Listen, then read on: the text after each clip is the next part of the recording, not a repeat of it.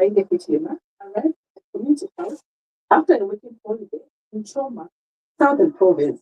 Straight on, he joined the teachers who paid a courtesy call on him to celebrate and thank him for the free education policy and investment in the education sector, which has resulted in the remarkable improvement in the performance. The president says the 70% grade 12 pass rate is proof that Zambia's education reforms are delivering results. The head of state says education must be treated as an investment, not a cost, because it produces the skills needed to drive national development. Education is investment spending. It's not a cost, it's not consumption expense. And reinforcing. With investment in education, you can produce all the skills that you need. Hope you understand what that means. It means more resource allocation here. It means education takes the central role. Being the attention that the sector is. We don't play with people that we're playing with economics. No. We mean what we say. And everyone of us must contribute towards that. He praised both teachers and learners, saying success in education is built on commitment from both sides of the classroom. President Hichilema says free education has brought more than 2.5 million children into school, calling it one of the most important policies of his administration. On behalf of the people of Zambia, is to offer our sincere gratitude to the teachers of Zambia. You, the teachers of Zambia, for your hard work, for your dedication. You hear me preach about the importance of hard work in this country. And you have exemplified. I believe you also heard me say the test of the pudding is in the eating. What we're celebrating today is a pudding that the pupils have actually eaten and tasted. And the result is what we are here for today. What a wonderful situation. Free education. Every child of Zambia must be treated equally. The state government will soon legislate free education to protect the policy from future reversal. The president cited the recruitment of over 45,000 teachers, payment of examination fees, and the competence-based curriculum as key drivers of improved learning outcomes. As Parliament opens, we will proceed this government, this president, will proceed to legislate to make free education into law. So that no one comes to reverse this policy. Because a policy can easily be reversed. But to reverse the law, they've got to go through a process that will expose you. And citizens will say, no, I can't. The president further urged schools to strengthen practical skills training, discipline, and patriotism, saying every child has a talent that must be nurtured. Provision again, we talked about this. Other supportive facilities, and really teaching materials aid. Very important. The school feeding program is excellent. Hello. It's fun. Hello. Education Permanent Secretary Dr. Calvin Mufumbwe has described the results as historic, saying they reflect deliberate government reforms. Thank you for your leadership and for the clear credentials you have put in place. Shows confidence in our education system. Teachers perform of their best. Mr. President, for the very first time since independence, our country has recorded a 70% pass rate that is a 4 post-education. Meanwhile, the National Council of Zambia Executive Director Dr. Michael Chiala says the improved performance is backed by international standards and stronger systems to curb examination malpractice. As a Mr. President, we found the school certificate pass rate at 63%. And in 2025, we have moved 70%.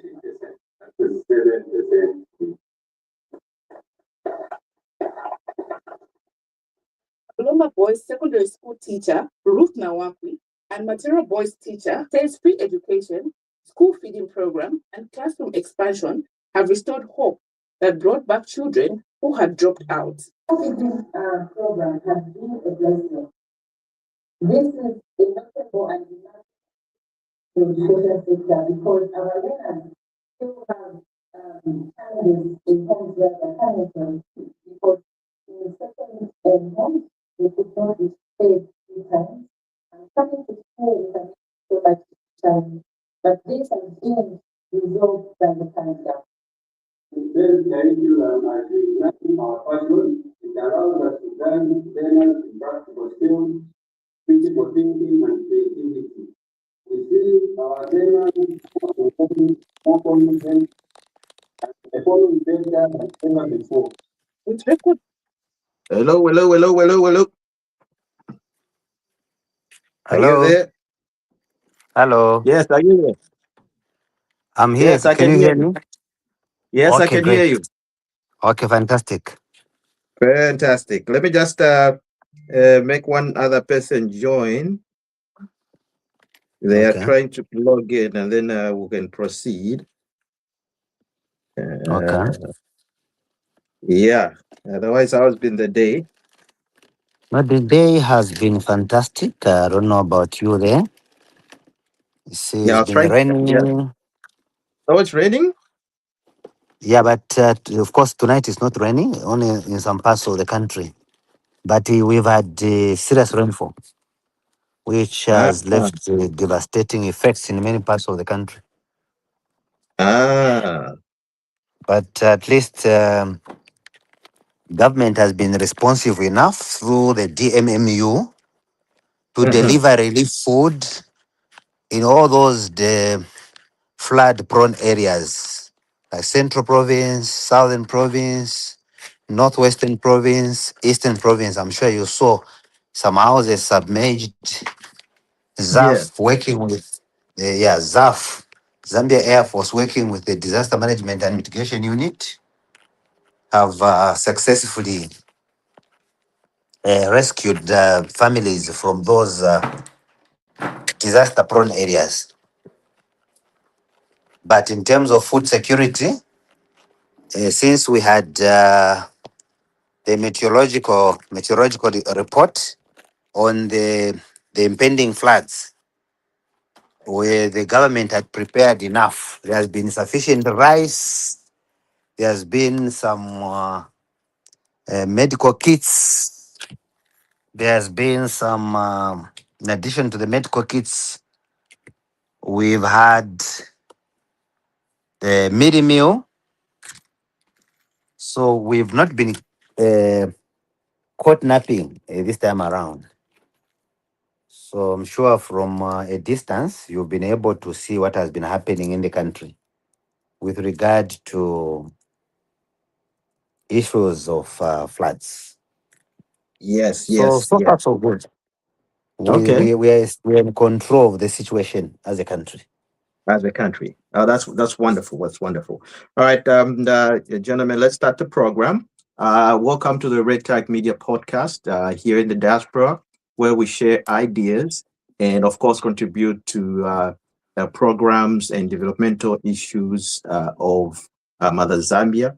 Of course, my name is Chanda Chilufia, broadcasting live from Ontario, Canada, and I'm here joined with our special guest, Mark Sumoe, our media director for the UPND. He's here to tackle most governmental, side of the topics that we're going to have today. He's going to give that insight. And of course, we're joined by Mr. Lawrence that is here. And we're from Calgary, I believe. Don't make me say something else. Yeah, I think it's Calgary. Well, Lawrence, you're from Calgary, right?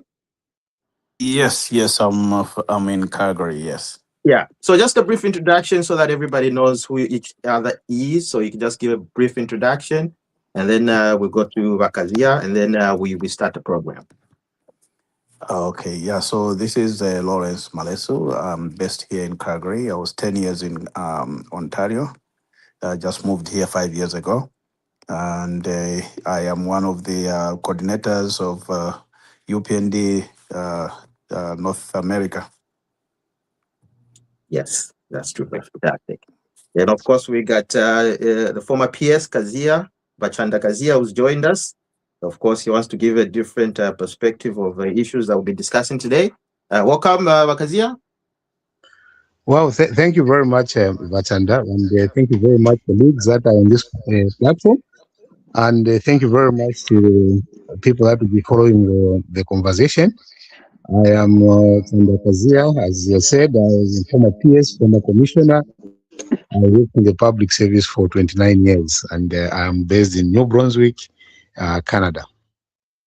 Fantastic. And we've just been joined by Mr. Hamwami, who, of course, is in Scotland, I believe.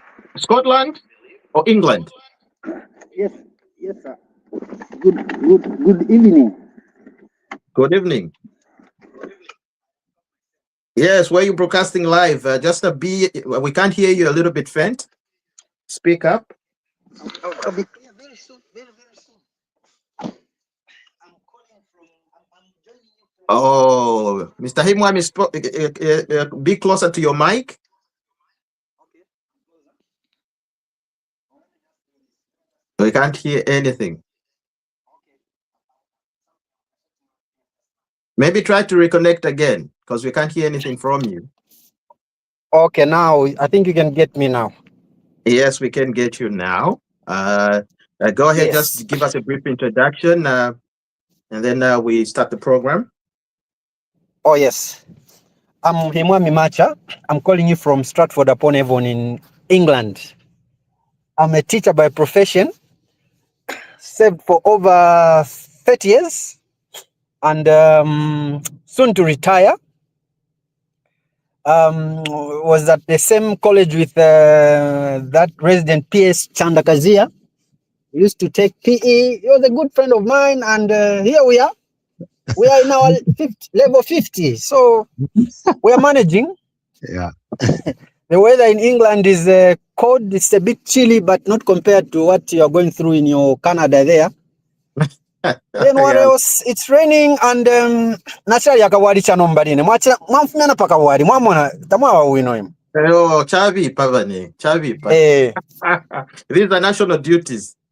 National duty, yes. Ishima will always be there. Yes. Yeah. Okay. So here we go. Mark, welcome to the program. Mark, can you hear us? I think he's saying there's no sound. Mark, are you there?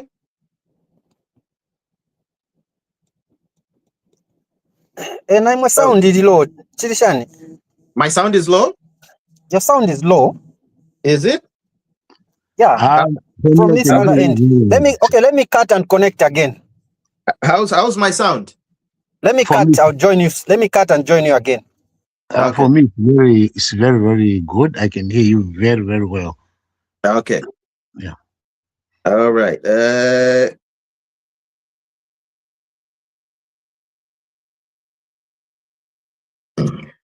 Okay. So, gentlemen. Oh, he's lost connection. Mark has lost connection. So, okay. Let me see if we can connect again here. And okay, it's back. Okay.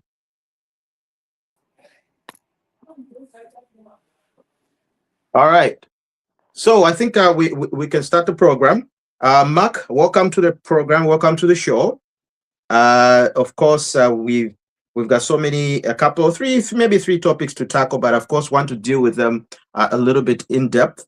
And I think the first one we want to tackle, and to let everybody know, especially people in the diaspora, most people here, they just saw some sort of an announcement by the Lieutenant General to say there is they're going to remove all illegal miners in Kikonge, which is in Mufumbwe District.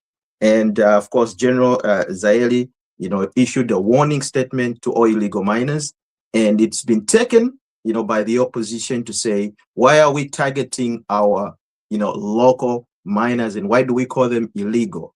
And of course, there's so many various issues that we need to discuss, and the reasons why, the army commander had to come up with this a huge statement. Is it just from without? Are we just trying to, deprive the locals of, their hard-earned money, or what's the big picture that we need to understand?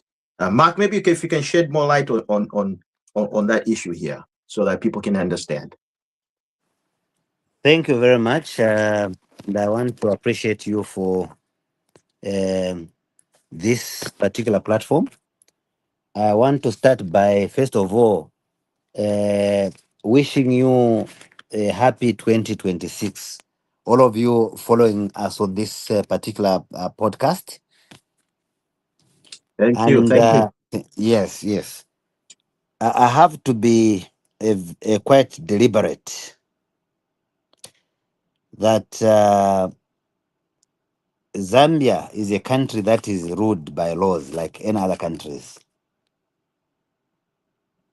The rule of law is one thing that, as UPND, we committed to the Zambian people that our government will strengthen all institutions to provide and guarantee security, safety, human rights, civil liberties, and justice.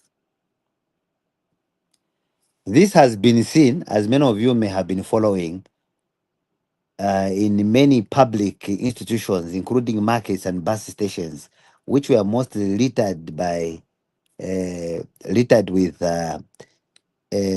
gun brandishing, cadres, holding machetes, beating up whoever they met wearing a political regalia of another political party other than the ruling party. So the political atmosphere was in a way bumpy and windy for those that had dissenting views until we had the UPND government come in place.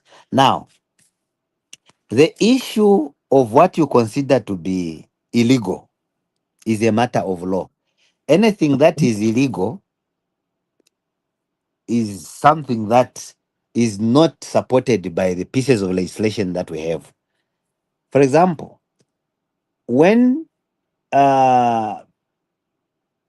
citizens decide to give themselves pieces of land because they are associated, for example, with the ruling party or another political party, without following the procedure of land administration and acquisition in Zambia, that kind of occupation is considered to be illegal.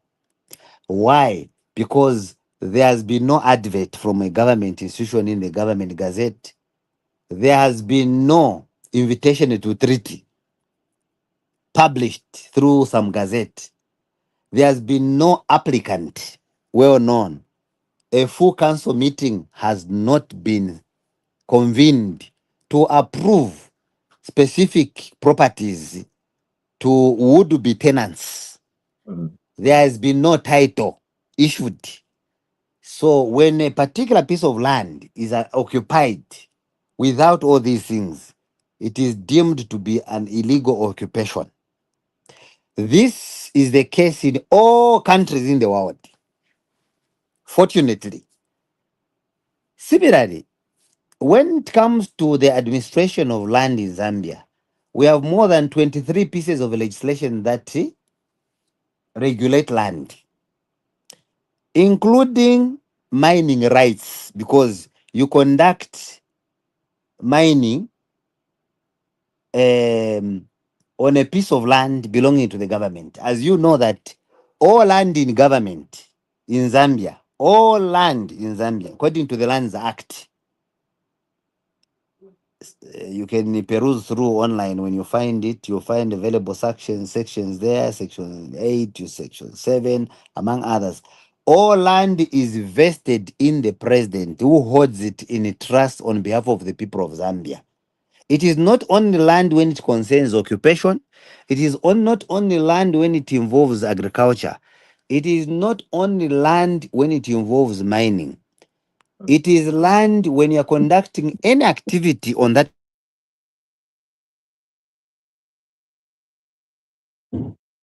That is the position of our pieces of legislation. So even when it comes to mining, there are procedures. Yes. You have the cadastre that issue or approves licenses or gives mining rights. Mm-hmm. And when approving, they must know exactly what you are mining. The reason for the availability of statutory institutions, I think there is feedback because one of the mics are on. You Yeah, guys, if you can just mute yourself, yeah. so So that the reason for the existence of these statutory bodies to regulate mining activities is for obvious reasons that there are certain minerals which cannot be mined anyhow because they can pose a serious safety hazard to the public and even to those that are involved in mining. I'll give you an example of uranium. If we had no laws to regulate mining, people would engage in enriching uranium without realizing the health effects that come alongside enriching uranium, among many other minerals. So, as a result of that, we have pieces of legislation which govern mining activities in Zambia. And for one to conduct mining activities, they must acquire mining rights so that exploration works are done. The activities they're supposed to conduct there are known.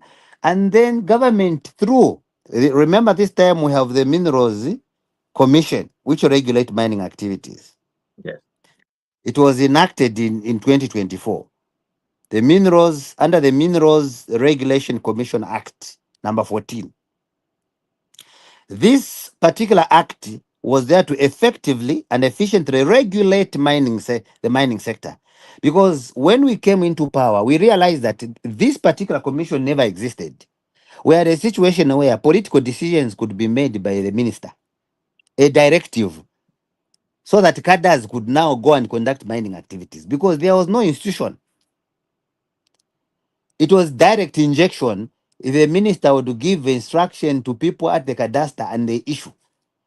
Commissions provide an oversight role, just like the Teaching Service Commission, just like the Public Service Commission. They will assess the qualifications of the people that are employed or hired by government. So now there was no oversight institution. Thus, this commission was put in place. From the time it was put in place, there has been proper accountability. And now we have sanctioned the aerial. I'm sure you've seen the aerial exploration so that we yes. know how much land we have, how much minerals we have, so that we can conduct mining activities amid the growing population sustainably. We can as well be able to predict the turnover to the country as a whole over what kind of period we are discussing. Assuming a particular area can only sustain the economy for the next 60 years, and then all the minerals will run into extinction. Because remember, minerals are diminishing resources. They are not like plants that we plant. So, that said, it means that with this particular act put in place, government decided to also enact the Geological and Minerals Development Act number 2 of 2025. This provides for the establishment of a directorate of artisanal and small scale mining, as well as the what is called the ASM fund, meant to support these artisanal and small scale mines in terms of affordable finances. So, what does this particular act entail? For a very long time, youths were going just rushing into the bush and they started digging. And how much they could make, nobody knew. They would die poor, and yet they were engaged in these illegal activities. Mm. So, with the establishment of this particular, with the enactment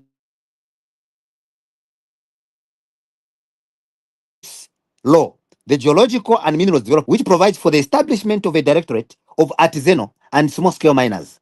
It means we can now encourage the local people to engage in mining activities professionally, the same way we admit foreign investors. That's what this meant. And knowing that Zambians may not have the capacity to engage in mining activities, sometimes because they will need certain equipments, this particular act meant that this directorate would also facilitate for affordable finance of the local Zambians that may want to engage in mining activities. Hope we are following each other. Mhm. Having laid that background, colleagues, allow me to indicate that the two pieces of legislation have been deliberate and they've created a framework for us to take part as citizens in mining in a more sustainable way that helps us even to grow from small scale, from artisanal to small scale up to commercial miners. And that in terms of classification, what determines the size and the category is the amount of land. For example, you find that maybe small scale goes up to maybe 1,000 hectares. The other one may be 250 or 400, 500 hectares. Until you go to commercial, which can expand with consent from the head of state. Remember that any piece of land beyond the 1,000 would require direct consent from the head of state because he holds all land in trust on behalf of the people of Zambia.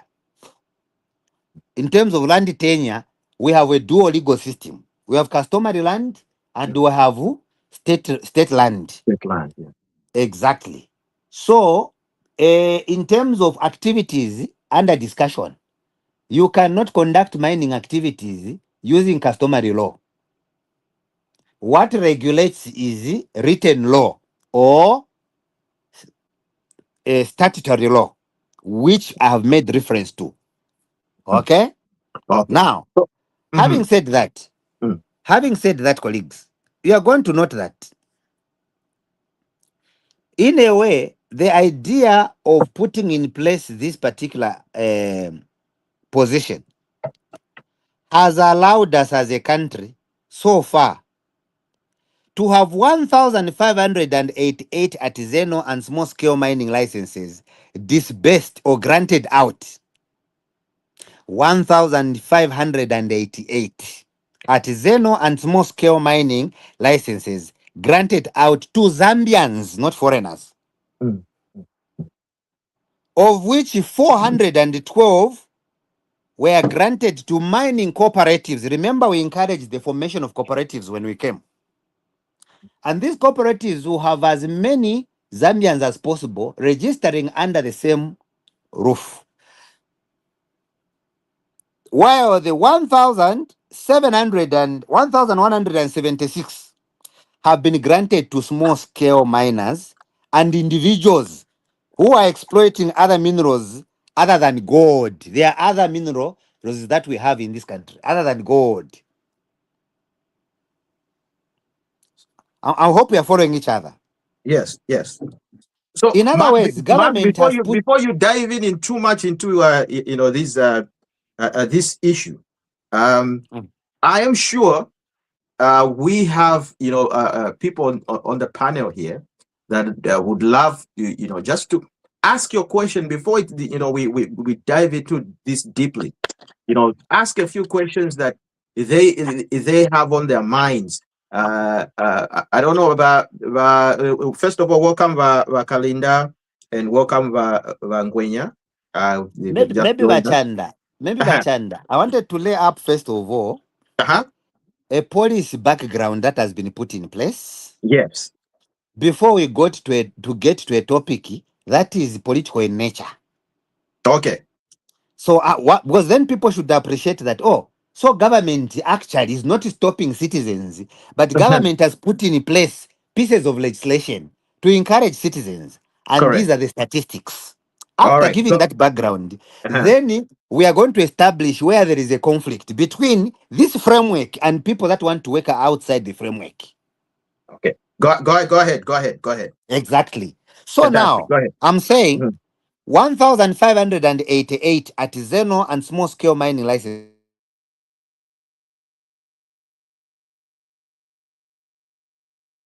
which out while 1,176 were granted to small scale miners and individuals who are exploiting other minerals other than gold. Because right now, the issue evolves around gold rush.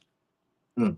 So, as a result of this initiative that has been informed by two pieces of legislation that I earlier referred to at first, two gold trading center, underline that, two gold trading centers in Mumbwa and Rufunsa are under construction, slated for completion in the first quarter of 2026. Mm. Because the understanding is that there has been no gold centers, colleagues. When those youths do mining in the bush, we have established that there are foreigners that have sacks of money. They are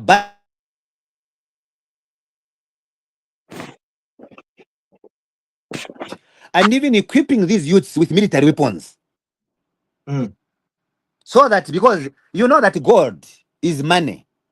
Yeah. So it has been noticed that all those that are transacting in gold have made sure they are armed wherever they are sleeping Mm. to protect their gold itself and their lives. Mm. And they don't own basic firearms. Mostly it's mini machine guns, Mm. which by law are not allowed to be owned by civilians in Zambia.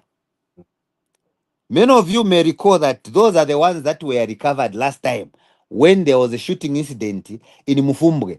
Why did it get a bit quiet in Mufumbwe? It's because over 500 artisanal mining licenses were issued because government said, we are not stopping you from mining. Mhm.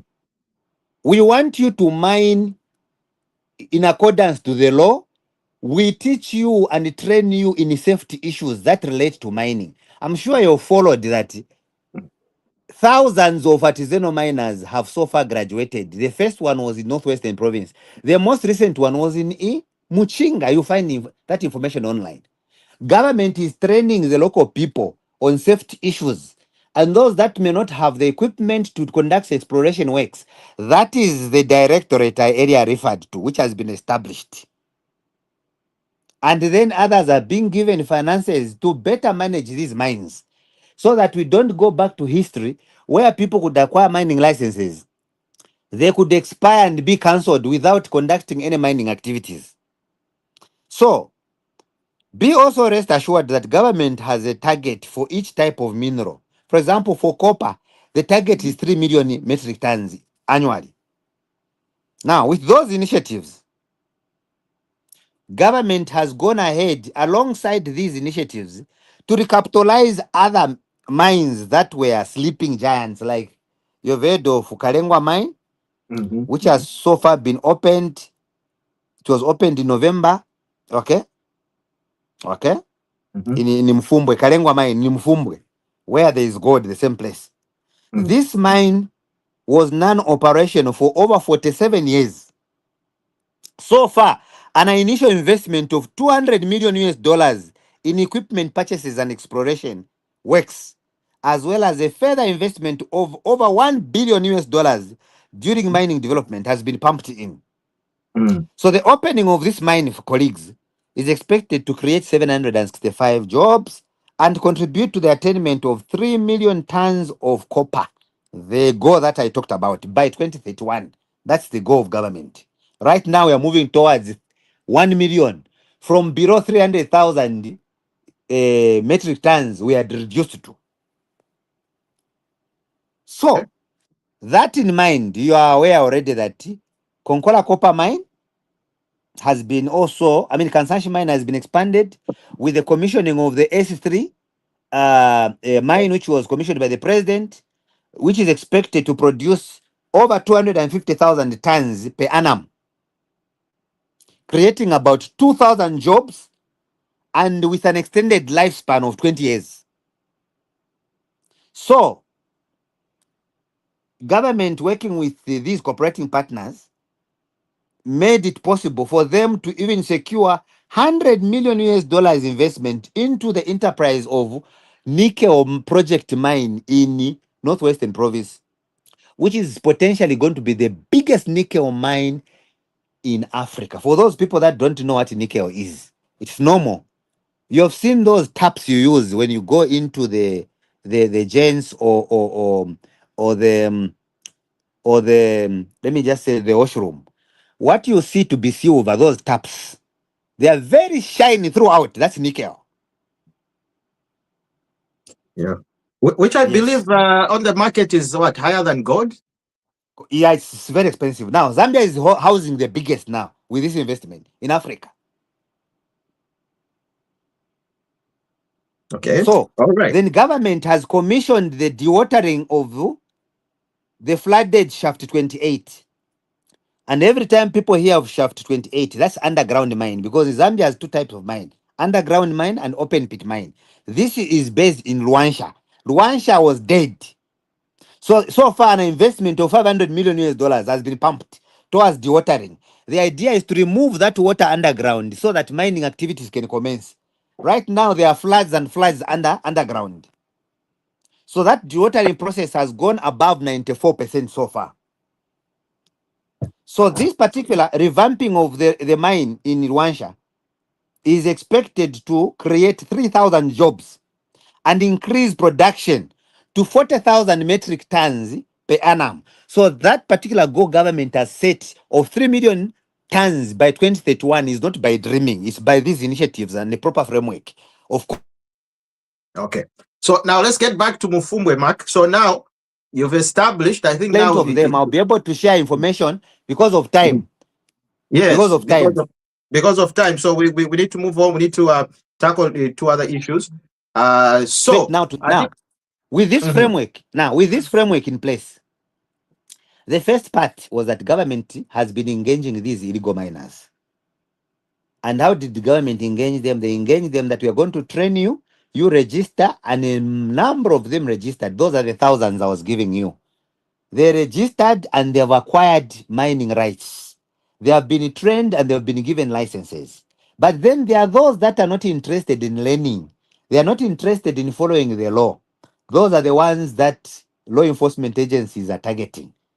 The unfortunate circumstances that amid this proper framework that allows government to take stock of how much we are producing, how government also getting the market, putting in place two trading centers for gold, so that our people do not hide after mining this gold. They must move with their heads high, holding their gold on a bus or on a plane, wherever they are, in their hands, headed to the trading center with the relevant documentation that allow them to trade in gold. That's what we have done. In other words, government has allowed trading in gold the way you sell any other product. Maize. Previously, it was criminalized. If they hear you have gold, you will not sleep. There was unleash C5. Today, thousands of citizens have been given those mining licenses to mine gold, and government putting in place structures where the trading center will be done, so that we can get this particular product sold at the market price, and Zambians can now benefit and grow in mining activities. Not the way it has been, where you can hardly point at one illegal miner who is rich as a result of illegal mining. Okay. The so-called Sparks mine, you hear, all those have licenses. They are mining legally. This is what government is trying to do. And they're able to help them undergo some training, because the president has been having business expos where they would bring different business communities to one place, particularly the mining expo, where they exchange ideas on how to mine safely and how to expand in mining, how to mine sustainably, how to also allow the government that hosts those minerals tap into the untapped mineral resources. Now, those who are opposed to the pieces of legislation are committing offenses. In other words, they are criminals. It has nothing to do with the hard-earned cash. Hard-earned cash is not earned by stealing. Hard-earned cash, the phrase hard-earned simply means you have put in place everything that is required. In countries, colleagues, where you are, many of you are privileged to be in the diaspora. you are more exposed to even help your brothers and sisters you left back home. To remind them that where you are, you can't conduct mining activities illegally, they will arrest you. Okay. I think, All right. I mean, Now, let me end here. Let's see here contributions. Yes. Okay, Mr. Ngwenya, I think you got something to say, Mr. Ngwenya. Go ahead. No. Mr. Sima can finish. Just finish up your point, and then we can proceed. Yeah. No, it's finished. He's finished his point. No, I've Because paused. I haven't finished. No, you haven't gone. I've paused. Mark will go on the whole No, hours Mark, and hours and hours. Mark should not go on. He's got so much knowledge that I'm also here just to let you know. I've been listening in. I got questions. yes. Upon questions. So Mark will go on and on because he's got so much. He's got a wealth of knowledge. He The will information be is here so talking vast, for colleagues. hours. We'll be here talking for hours. Remember, So I'm coming from a... let's pause for now, Mark. Yes, Let other because I'm coming people from a come TV in, program. chime in. I was Yes. on Prime TV just for an hour. I'm coming from a TV program where part of Yeah. these things we had them discussed. But Yes. then you can proceed if there are questions that relate to the statement that is causing debates. Then I can Yes. deal with it differently. Can I pick it up? Can I pick it up from there? Yes, please. Okay. Whoever Mark, wants to go first, go ahead. it's me, Mark. I was listening to you on Prime TV a short while ago for the past 40 minutes. Now I'm joining you here again. I had no chance to ask. You see, when you came up with that clip that is showing that Zambia is doing very well, including the mining sector, that's A plus, because when there's a scramble for minerals, sorry to use this word, scramble for lithium, scramble for gold, and Zambia being a destination, we need to put our house in order. Are there enough loads? If investors are going to come and find a disorganized home, they'll easily manipulate us. But if they find that we are set, we shall be too united to be divided. That Correct. thing of people having ammunitions instead of mining tools is wrong. The worst part is mining is a waste asset. You can't take back the minerals to the ground. So what we get out now must give us the benefits immediately. Because if we don't get those benefits, we shall remain with the filongoma. You know, Mark, filongoma. Those things that are down there, those big holes. Yes. We can't invest in those filongoma, but we can invest in the resources that are coming out from there now. You see, for maybe Mark, what you didn't project is how many truckloads of copper pass by a toll gate every day going to Durban, South Africa? Because at least we need to know that truckload, when it's loaded with copper, what's the value of that? Not to claim that no copper is being sold at such a price. That is too far. We need to see. When I see a truck, I said, "Oh, that truck is $2,000. That truck is $4,000." That's what I want to hear. Mark, please. Sorry, I'm thinking backward, but I think if I'm brought to those levels, I'll be in a position to understand this thing better. That truckload of copper, how much is it? What's the value? It's about Good question. Obviously, Marco, you can don't respond now, but you can just jot it down so that we give other people to also come in and put that 2 cents in it. Mr. Ngwenya, you haven't been to the show, so I'll give you this a chance for you to since it's your first time, if you got any question, any contribution on the topic at hand. Okay. So so I have different perspective on this.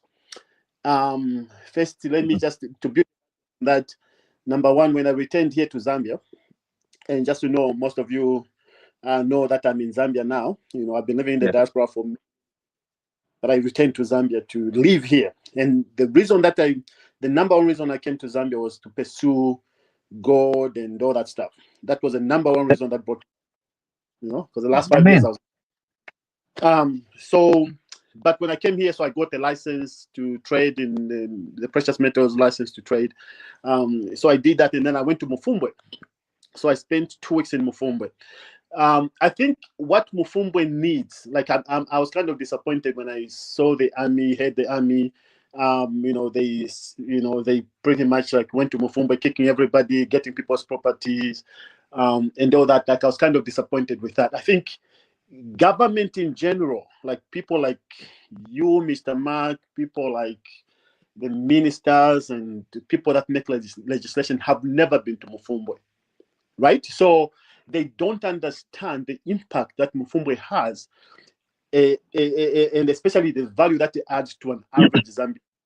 So the average people that are in Mufumbwe, like, are people that, young men, young women who have nothing else to do. Okay, so these are young men and women who, they are making a living because they were just on the streets in Lusaka or on the Copper Belt, or from all over the country.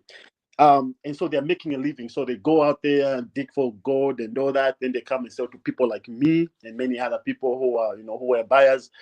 I remember the first gold nugget I bought was from a woman.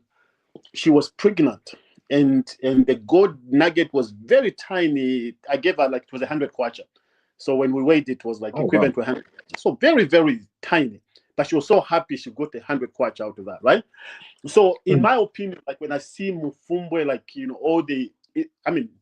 I've often talked I've often said if I had the authority, would make Mufumbwe into a new city, into the newest city in Zambia that has ever had. Like we can make into the San Francisco of Zambia, right? Because there's nothing. We can start from afresh.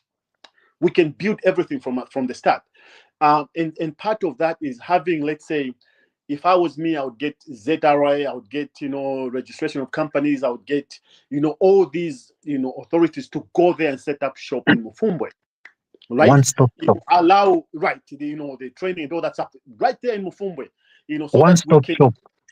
Yeah, exactly. We can help, we can navigate the system right there in Mufumbwe, because to tell a young man and woman who's never registered a company to say, well, you need to formalize this and all that talk and all that stuff, it doesn't work. Again, it doesn't work. I think what we are doing, we are setting up failure for our people, but we are setting up success for foreigners.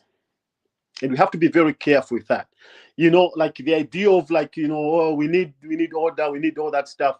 Trust me, what's happening. I mean, you guys know about dengue, right? You know about dengue, which is very close to Mufumbwe. If you know about dengue, dengue now is controlled by, dengue is maybe 60 kilometers or so from Mufumbwe. It's in Kasempa, near Kasempa Tenof. The Chinese have taken over that. And dengue was one of the first places actually where there was a gold rush. So dengue now us Zambians have to go beg there to get permission to go dig a little bit. You pay people. What was happening in Mufumbwe actually, it's kind of good and bad, because the police were the biggest problem. It's not the people, it's the police. I paid the police money to go in there to just go and scan. I had a scanning machine to just go there. I had to pay the police. I had to buy the soil from the police. I give them 700 kwacha to get some bags of, some dirt so that I can take it to the machine. So the police were the biggest problem. The deaths that were happening as a result of the police. So law enforcement is a problem. In many ways, the people, generally the Zambians who are there are not the problem. And I think the central government in Lusaka does not understand that. And I think we need to get to a point when people need to go there and understand that, we don't need to send the police and the what to kind of give us a feedback that no, because when those people go, they start charging money to go to the pits. And so when they make their millions and then they walk away, right? So I think we just need to rethink this and come up with a more workable solution, especially for Zambia. Because this is going to cost us, as a UPND member myself, this is going to cost us. If we don't navigate this properly, it's going to cost us some votes in Zambia in general, because that, it's a big money earner in northwestern province when it comes to the gold situation. So we need to find this, I think, a more workable solution. What that is, I am not sure, but I think we can find something better than what's currently on the table, or what Mr. Mark was talking about. Can I come in now? Okay, go ahead. I think I should, first of all, whatever Mark has said is policy. It's good. It's a very good policy pronouncement in terms of what the plans are. And if you remember in the previous conversation that I've had, I have spoken about transitions in government. Most of the things that Mark has indicated were on paper. And they were plans, and some of them were actualized. By the way, when I was Labour Commissioner, I was sitting on the Mining Advisory Committee there because of the Labour component of it. But you see, when we change government, we take everything and throw them away. And the only thing we forget is that you can't throw away knowledge that has been acquired, no matter what you do. The knowledge that I have around the issues of the mines, because I, as a commissioner first, I physically went to each and every mine and did inspections. And I found flaws in how, first of all, how our people were treated in terms of work discrepancies, and then also in terms of contractors, mine contractors, for instance, where a Zambian miner is going this way, they are paying him $250. The other side, they have foreigners and they're paying the $15,000 and stuff like that. So within my area of jurisdiction, we worked around the Employment Code Act number 19. We made sure that let's change the law to make sure that we start to work towards changing a few things for the better of our people. And one of the things that usually happens is that because of these policy inconsistencies and also throwing mud at each other, right now, there is a lot of information that sits with most of the people that served under PF. We were not all cadres as people think. There were technocrats within the government who can be a fountain of knowledge in terms of the transitions. So, Mark, what you've said is correct. Plans around the mineral commissions, plans around the cadastre, plans around this, these were things that were in the pipeline.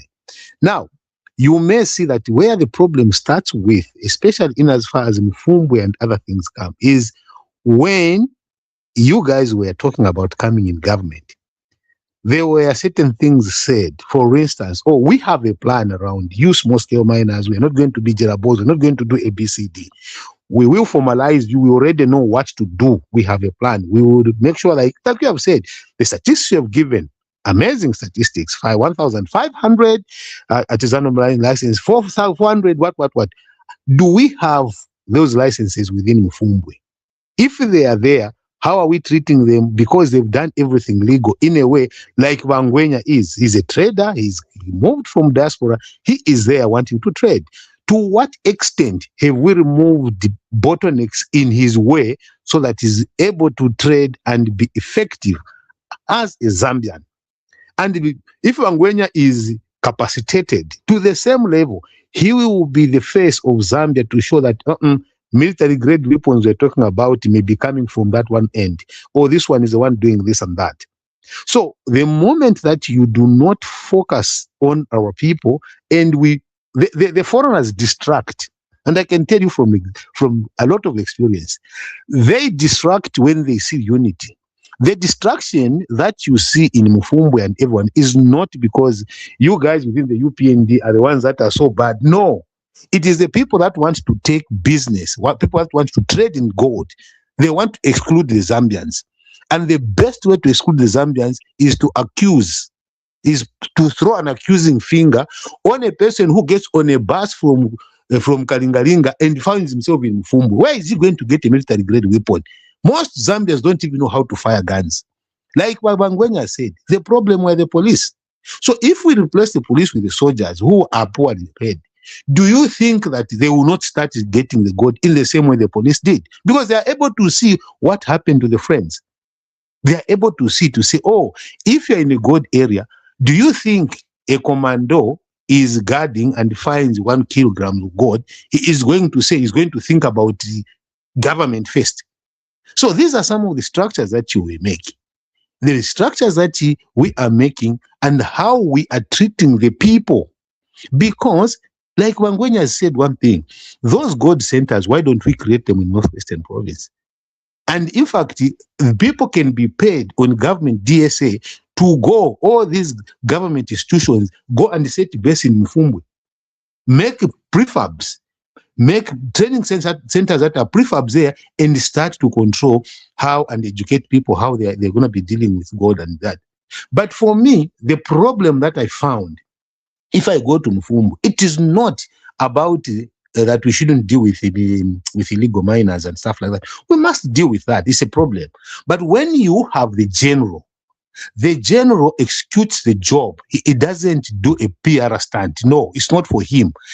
He doesn't need to justify why he's going to act where he's going to act. No, there are enough wings of government that will do the justification. For instance, through the Ministry of Defense, through the Ministry of Foreign Affairs, I was taken aback myself that a general will be discussing another country and talking about the destabilization that is happening in another country because of illegal mines. Those are civil service jobs. The general goes there, I have an assignment to do, we are removing people, and if there are problems and consequences that come from there, the government, through its structures, takes over to tell us. Bamacha asked the question here, how much copper, how much is getting out of this? Do we know by cent? I happened to sit in Mufulira one day and say, let me look at the gate.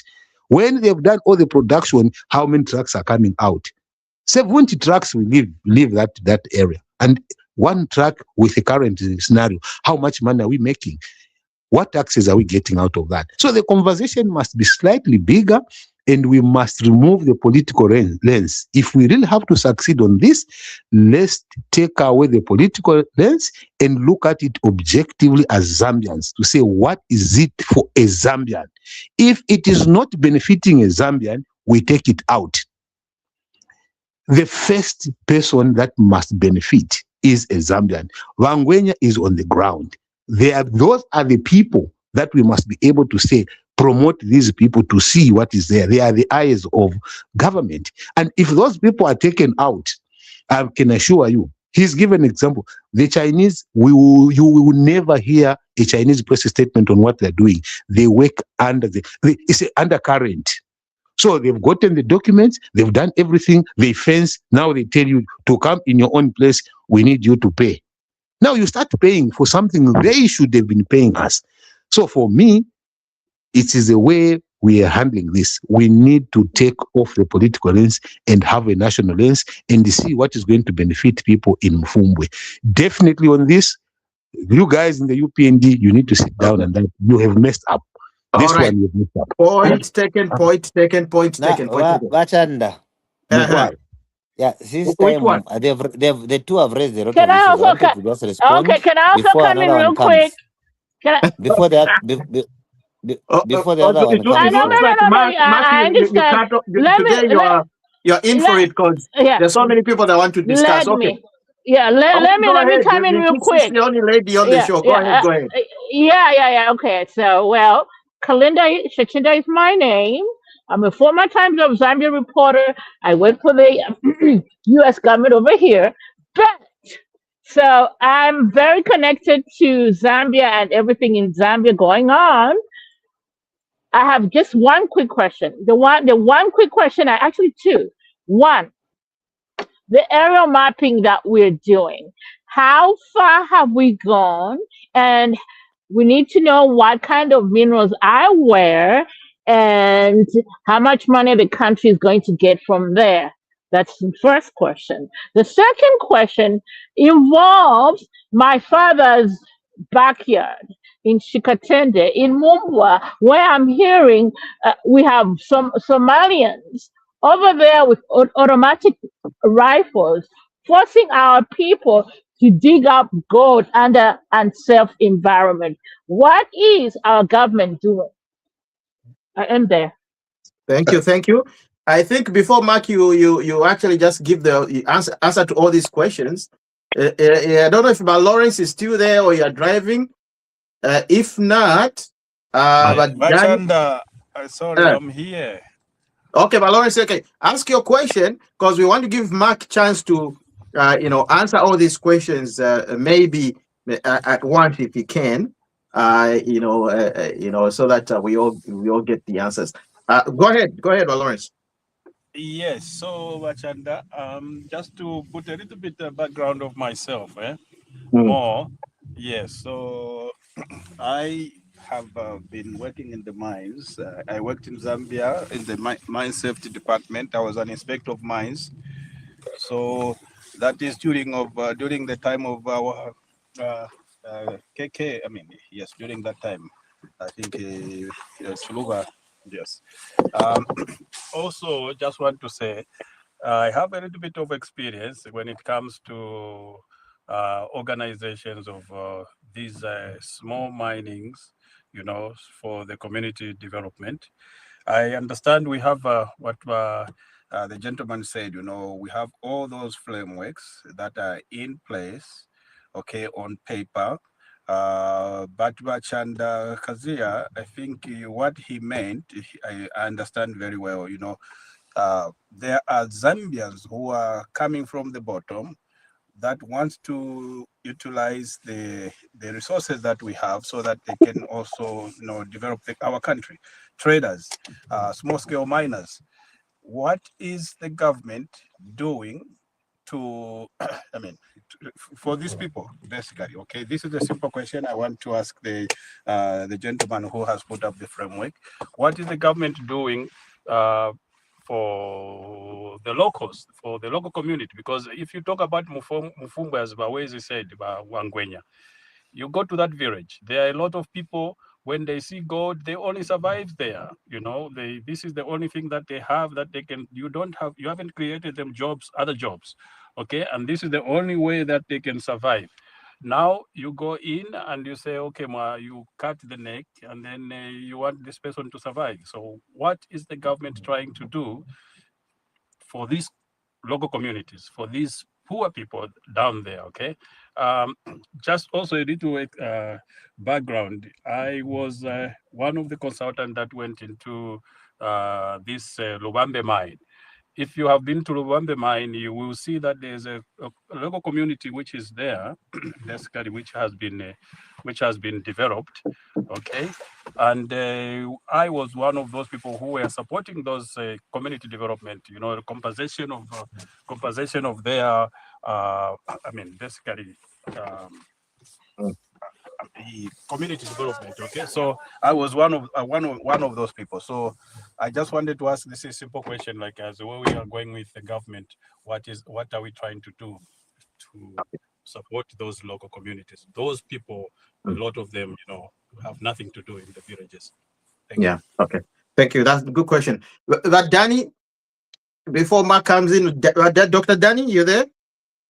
Yeah, I'm here. I'll just be listening because I've just come late. I don't know where you guys are, but I'll just be in the background listening, okay? Okay, fantastic. So, Mark, I think you got your job cut off for you today. Give us your response on the various questions that have been raised on the platform, so that where people are not clear, let people be clear. Because I think most of the questions, if you have to ask me that they're asking, I think you briefly explained them, but because your explanation was so broad, maybe it was lost in the sauce. But just answer these so that people get it and understand what's going on. Thank you very much. And it's my prayer that this is a very good conversation. Thank you very much, Kazia, for that contribution among others, and our only lady that contributed via questions. I appreciate your very interesting, specific questions. Yeah, so I'm glad that you asked about this area mapping. Now it stands as of today at 52.8%. That's the information you're going to find at the Ministry of Mines, as provided by Dr. Kateba, who happens to be permanent secretary there. What are the minerals in consideration? Number one, cobalt, lithium, and nickel. Okay. Now that is part of the key, especially lithium. You know that through the protocols, the AAU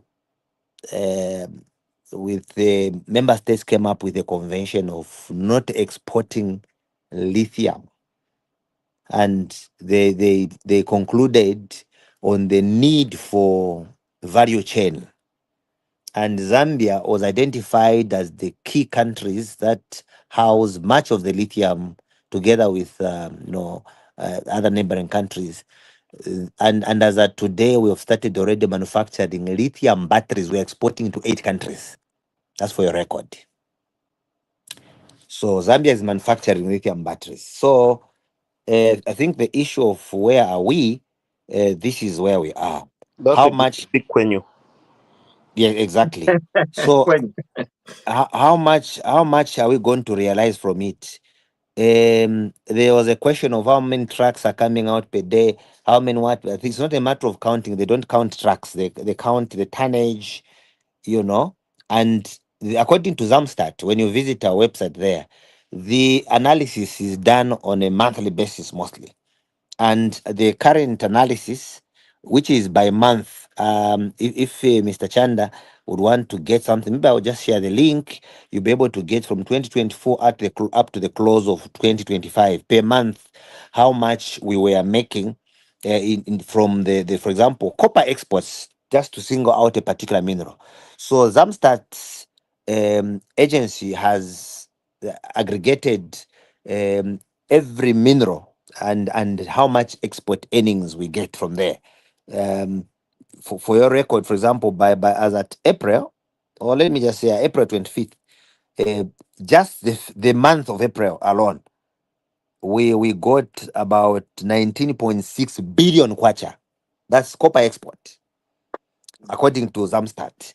Now, with that, of course, there was a fluctuation around March, but later on we went up with more mines that were opened.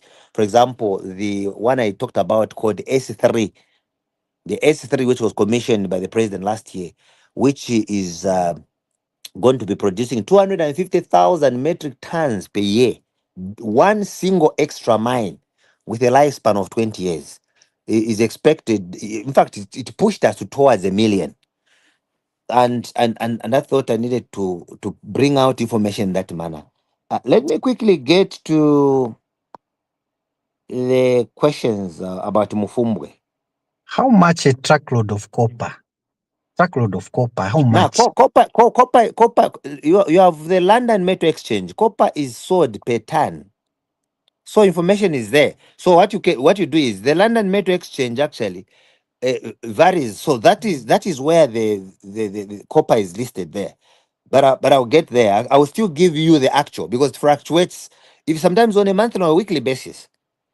So it's Okay. not about Zambia. It is a global price, that market price that it deals with. It's not Then about Zambia and your country. So a quick one just there. away from now, A maybe quick if you one could just there. allow me to answer when No, I'm done. no, it's just taking you back a bit on the cadastral thing. You mentioned 3 minerals. Did you mention copper as well there? Has it been found somewhere again? Now, I was giving you an example of many others so far at 52 that have been prominently explored. Okay. Yes. So what is happening is that gold is not only in Mufumbwe. I'm sure Okay. you know that last year 5 licenses were given just in one district to the new mining in Mumbwa, where the business center will be housed. The whole of this area, Rufunsa, you remember there was a research under the Patriot Front which was conducted on the mining in the lower Zambezi. Yes, Which was stopped by a number of documentation. Yes. So the whole of this area, my brother, is dotted with minerals. Zambia is rich. Okay. Gold is there right now. The gold rush is in Muchinga. That is the issue now. The Zambians have relocated. They've gone to Muchinga. So the exploration works are going on with the institutions that have been established, and those are the cooperatives that I talked about are not in Mfumbwe. They are across the country. Some are in Rufunza, just within Lusaka. Some are in Mumbwa. Others are in Muchinga now, in Mpika. Things are happening there. That is why government has expedited the process of constructing an airport, in fact, an international runway in Nakonde. ZNS is working on it. And we are also expanding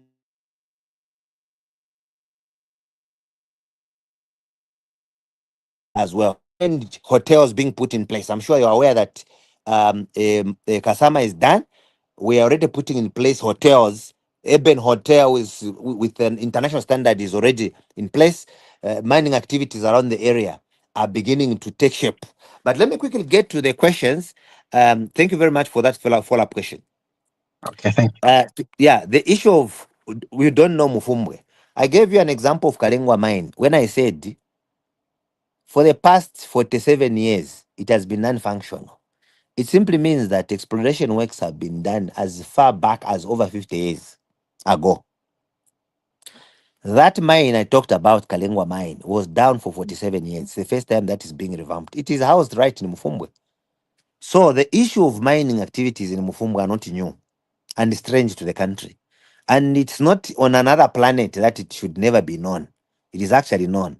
When you look at the dynamics of the country in terms of the bread basket, you discover that it is conducted across the country. And even when you go to Zamstats, in terms of economic census, all the districts in the country have statistics of how many people are there, how many people are living in abject poverty. Now, poverty is not an excuse to using to acquiring things illegally anywhere in the world. It doesn't matter how extreme it should be. We have to simply put in place policies that are pro-people. For example, just the particular mine that was under serious contestation attracted over 400 licenses in Mfumbwe alone to allow those youths that were mining illegally to start conducting activities. And the first graduation ceremony was conducted in Northwestern Province for those artisanal miners. Now, how simplistic is the process for an ordinary poor Zambian in Mufumbwe who has never been to school? That is why that directorate I was talking about has been established. So that people that are not able to read and write, but they know minerals and they know how to count money as basic or elementary knowledge can easily get these artisanal licenses. And mind you, the over 70% of those that have acquired those artisanal licenses and cooperatives have not reached tertiary institutions. Just like on the copper belt, those you call Jerabos who are conducting mining activities, most of them are dropouts. But they know copper, they know the minerals they are looking for, and they know how to count money. So you're basically dealing with people with average knowledge that are trainable in skills training. That's why the UPND introduced skills training. And as at last year, beginning of the year, we so far trained 200,000 youths in in skills training, which includes artisanal mining, so that they acquire knowledge beyond what they can see in terms of minerals and counting money. Now, when you look at the situation that is in Mufumbwe, when UPND came in, we found, for example, there's another mine further there, a famous mine, Kasensele. We found it closed. There were calls that it must be reopened because the previous government under ECO deployed soldiers there. Why did they deploy soldiers? Because when police were taken there, you go online, you find this information. There was a serious exchange of fire between the police and the illegal miners. It was like we were not in Zambia. It prompted President Edgar Lungu to fly there to really see what was going on, because that kind of activity has left devastating effects in other jurisdictions like DRC, where miners grow into militias, illegal miners grow into militias. They identify the buyers. So what we have not asked, as much as we sympathize with the people of Mufumbwe, which you need to know why Edgar Lungu sent soldiers, is who are the buyers in the bush? It is the same question which has made this president send soldiers there. And that is where the problem is. They are coming in the country legally with money in the bush. That copper, those minerals, that gold is not accounted for by the government. and they are living like that. In some countries, due to diplomatic issues, we may not just mention countries anyhow. They are controlling parts and regions. And other countries have been allegedly supplied weapons because they house one of the biggest gold refinery in Africa, and yet they don't mine gold.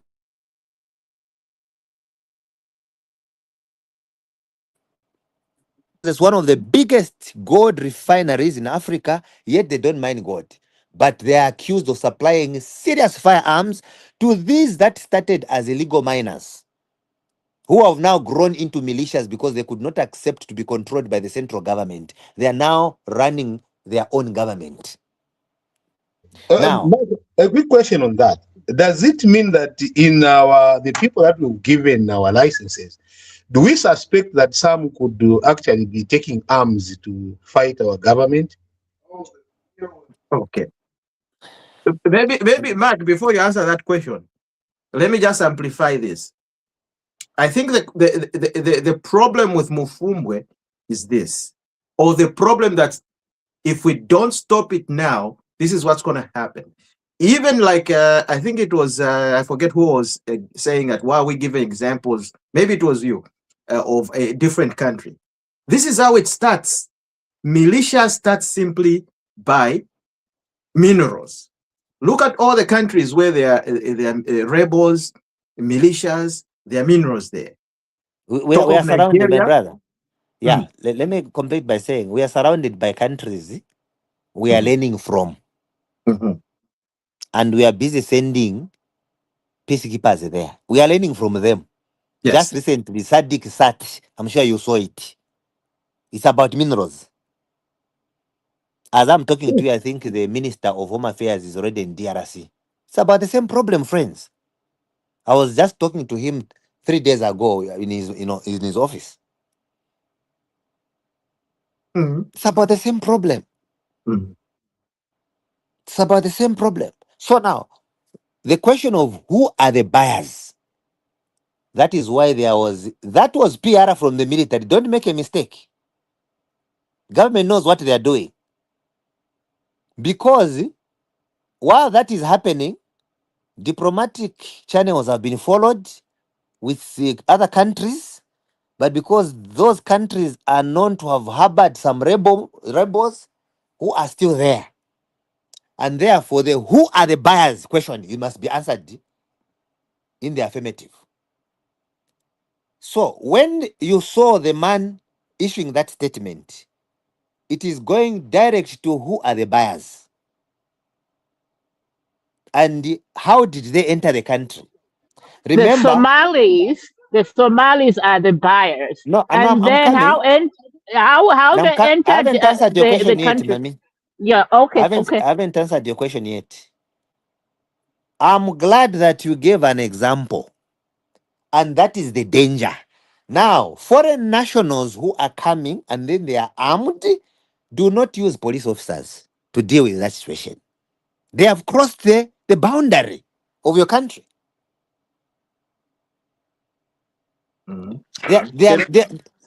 So now, I don't want to preempt everything. That's why I seem to be speaking in riddles, because you are yet to hear more discoveries. In the first place, I want to finish up with the questions. Also, knowing that Vachanda. Let him finish up with the question. Knowing that we are flying to Kasama, there is a by-election tomorrow. Very early, we have a very early morning flight. Okay. So I want to quickly deal with the questions that have emerged.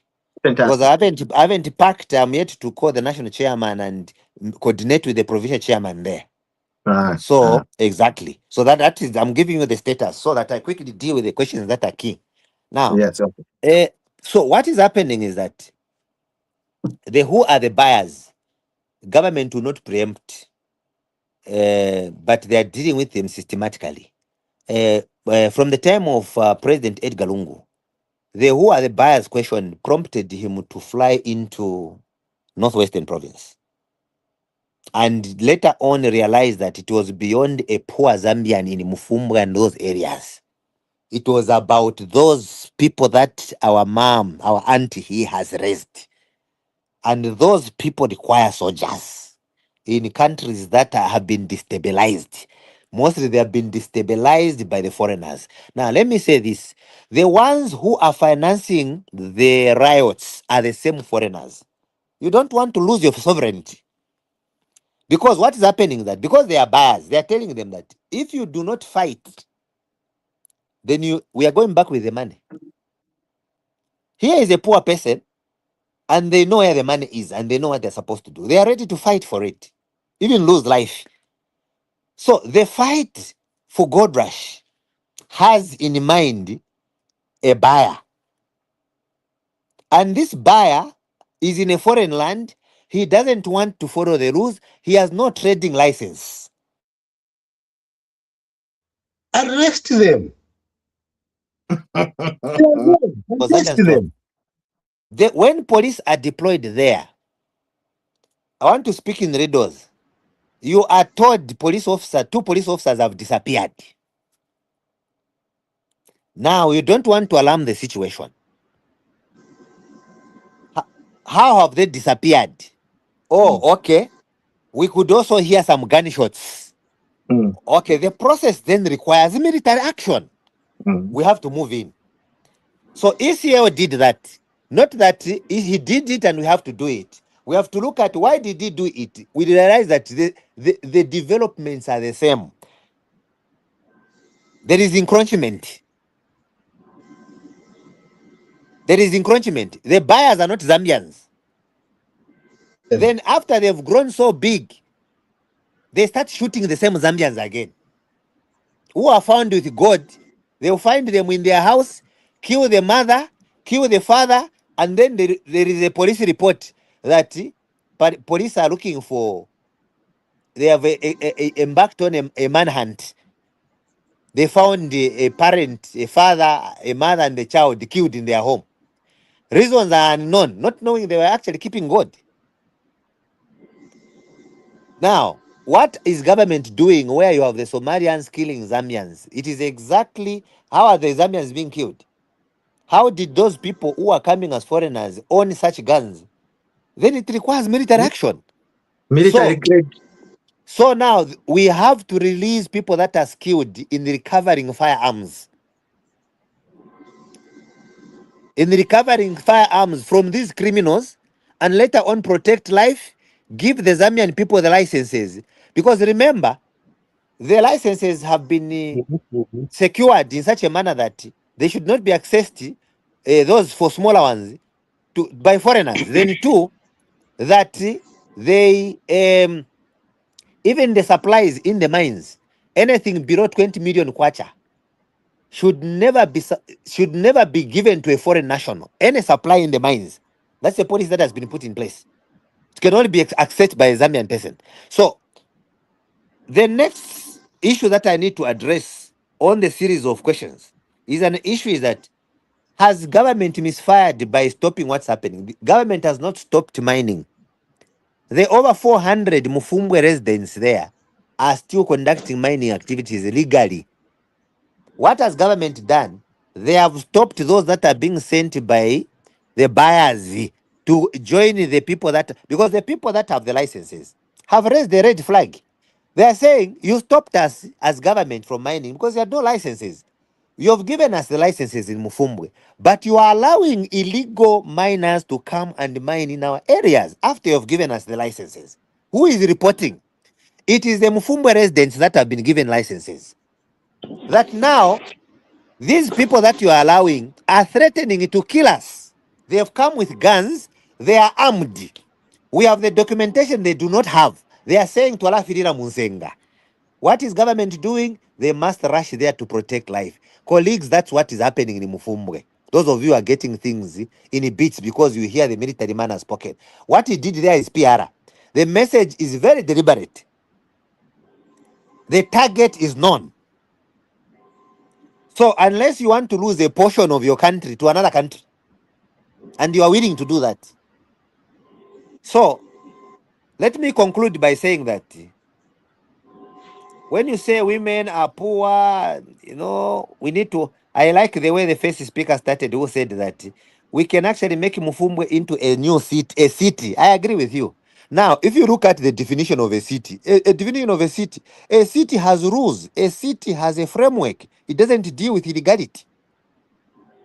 Borrowing your terms, a city where you are there has rules. It has roads that have signs. You are not going to just drive anyhow and move in any direction. It has order. So how do you get to a city? You start with policy. You start with papers. You start with feasibility studies. You start with legally registering your own people. In a city, people have legal documentation. There are municipalities. There is regulation. There is policing. There is protection of those that have acquired rights. That's how a city is, which you want to promote in the name of Mufumbwe. And this is what government is doing. And criticizing government is basically fighting the very spirit that you want to promote of coming up with a city. A city has a framework and the training systems. We are saying we can train these people nicely, come up with a one-stop shop. I've told you that now God is everywhere. God now is everywhere. So now we are talking about Muchinga.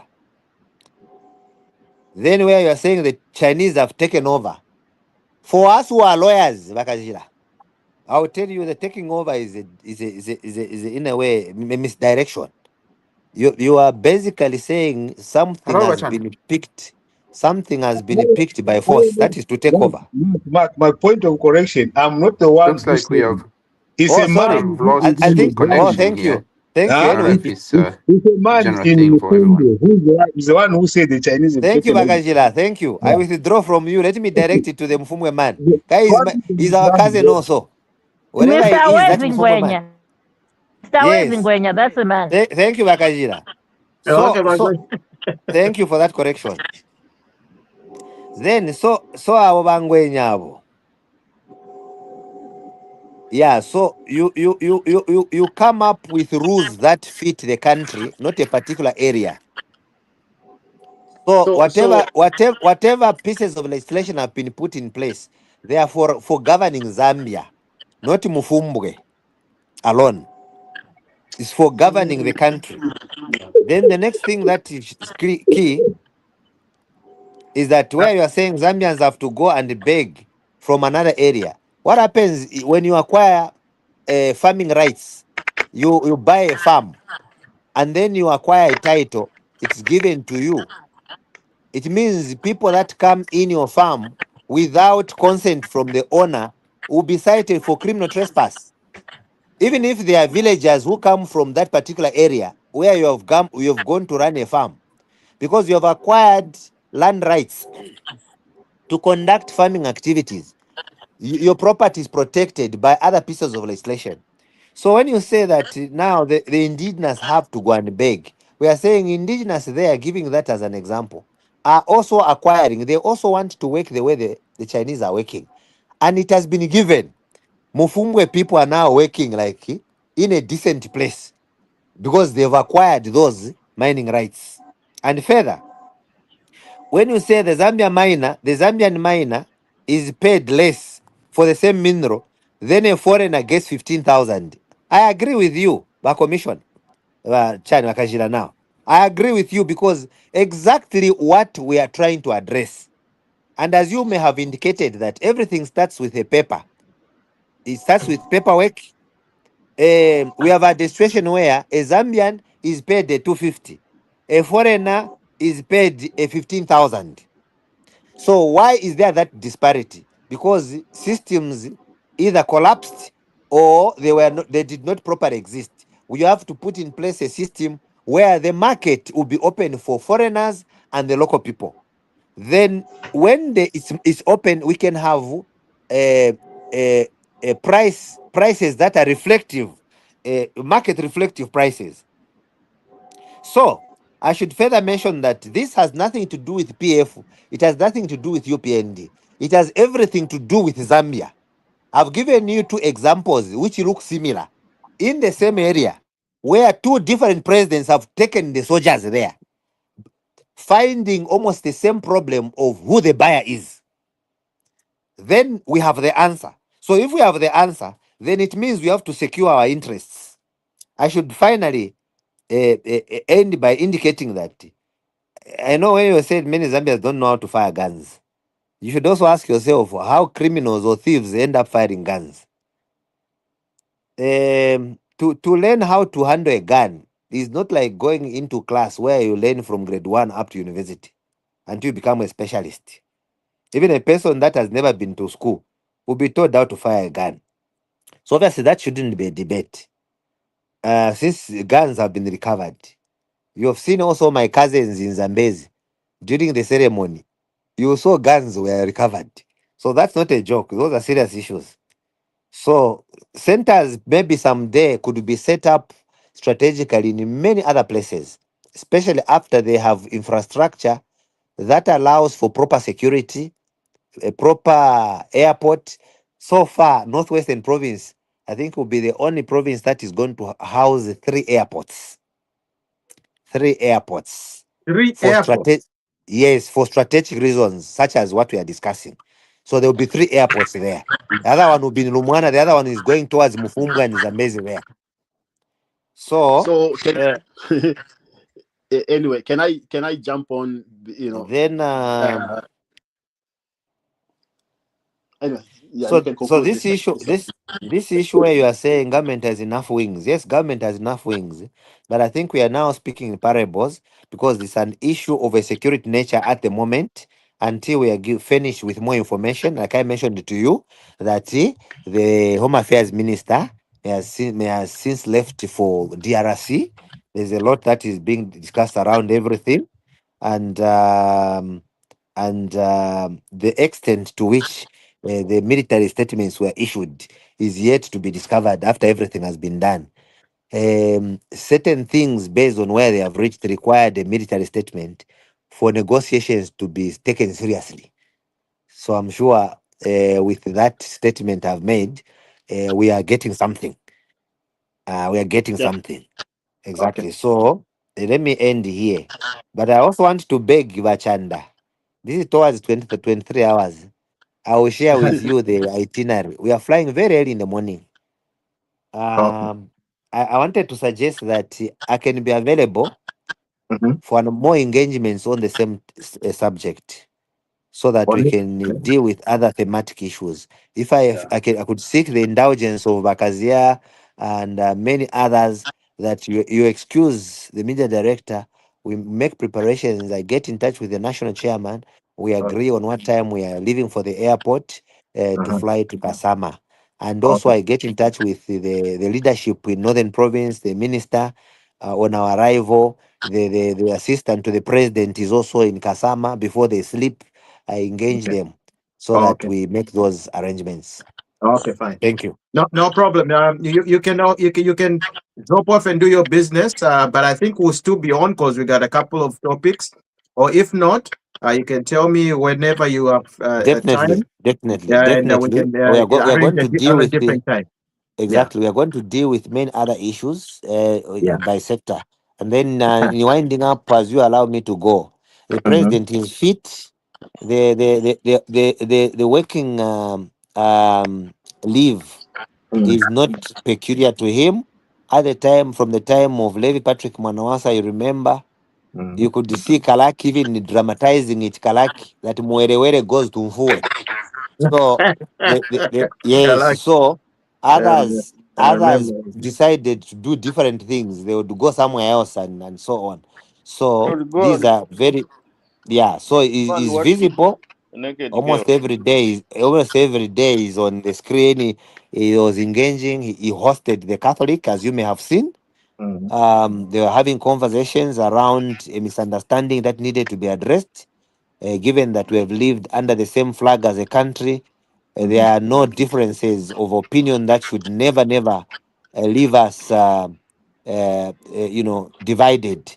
We should focus more on disagreeing on principle, but living under the same flag, understanding the core values that support a successful democratic dispensation. So, as Mafia this is said, thank you very much, Chanda, and I wish you the best of luck as you continue in your conversation. One Thank more you. thing. One more thing, as you leave, Mr. Maximue, I need to know Let me just why Tarsila Lungu, before that, Chanda, you come in. I mean, I'm going political here. Why did Tarsila Lungu acquire that 25,000 hectares of land in Sinda? If the president has the final say on that, I just wanted to put it out there. No, in the meantime, madam, I do not have the details in terms of the acquisition. Yes. The Yeah. point is that it's not that she cannot acquire. You get the point?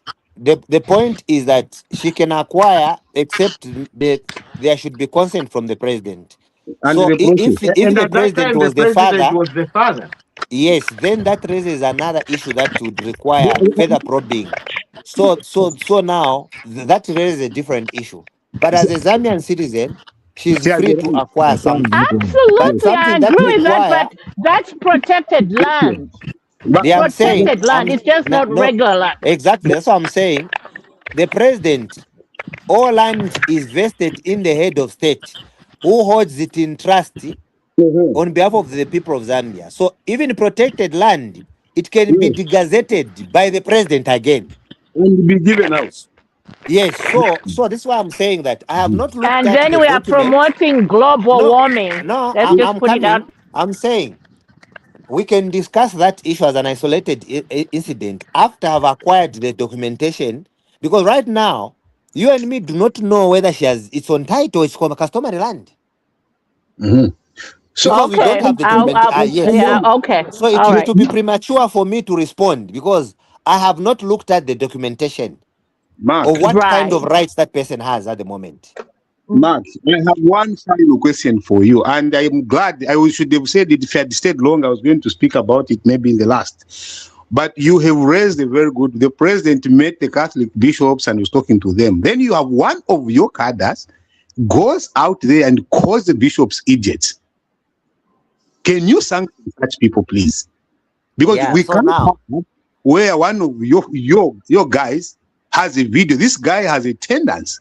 Every time something happens, they are the guys, same guys. He goes. The president is meeting. Then these are idiots. These idiots.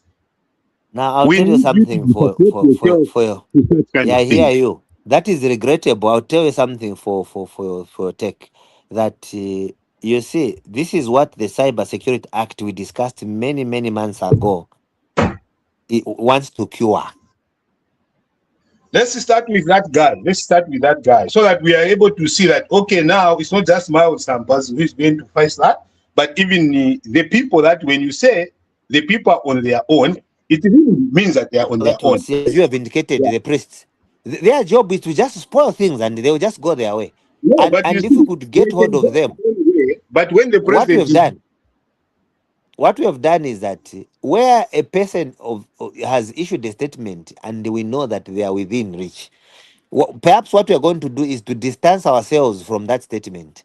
So I want to assure you, if you have that kind of statement and you've seen it, the video, share it with Chanda. Chanda, send me that statement.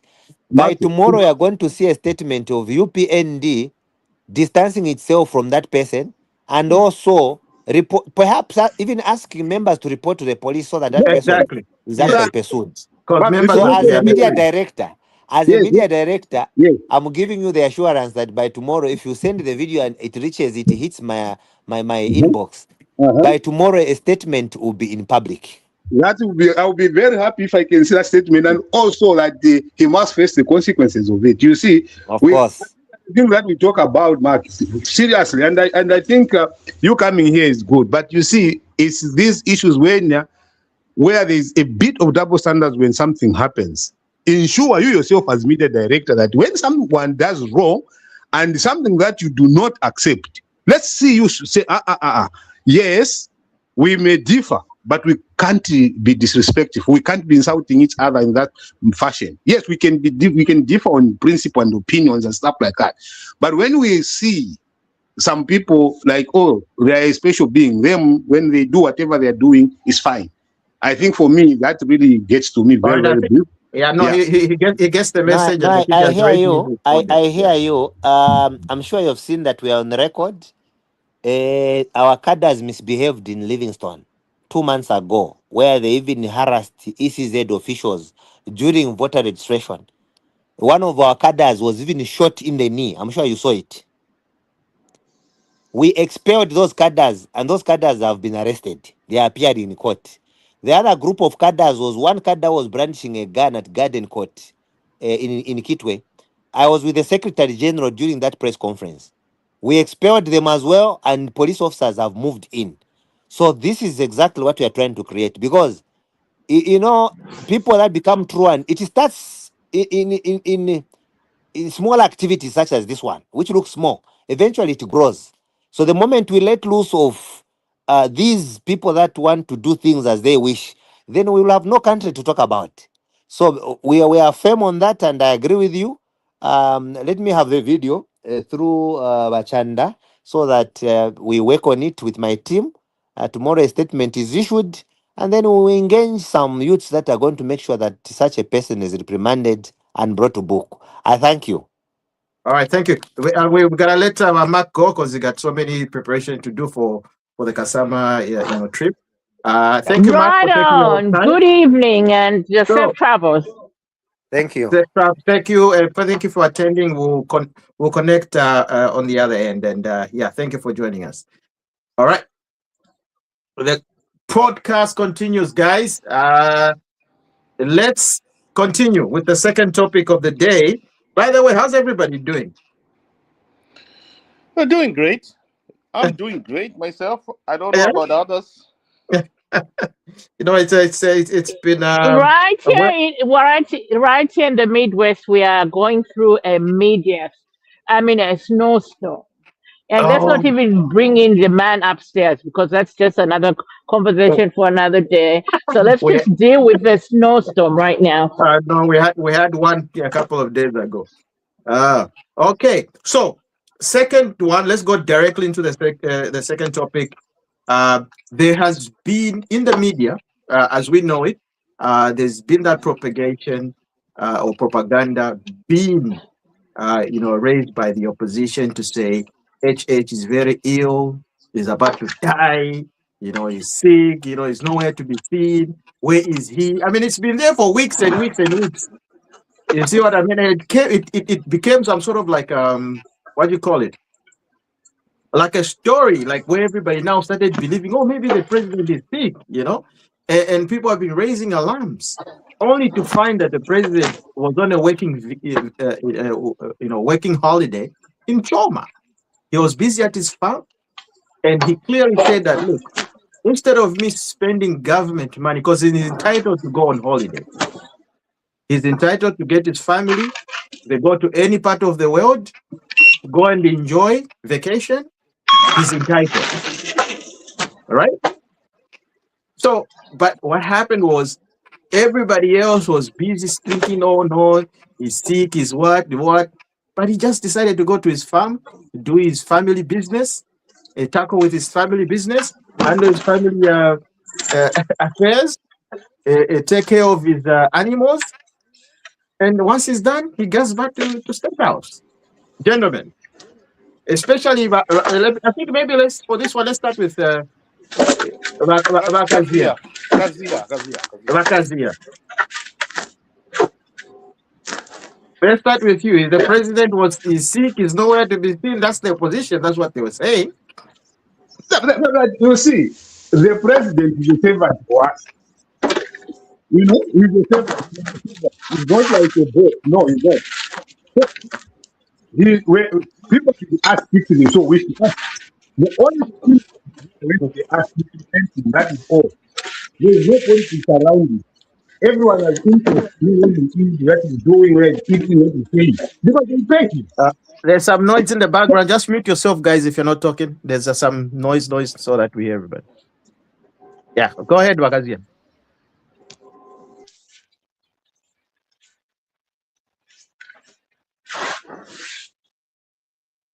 Wakazia, can you go ahead? And everybody else that is not talking, let's just mute ourselves. Okay. Zyeele, can you go ahead? Yes, I was saying.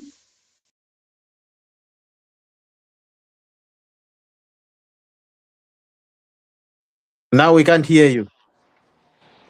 He's in the rural part of Canada.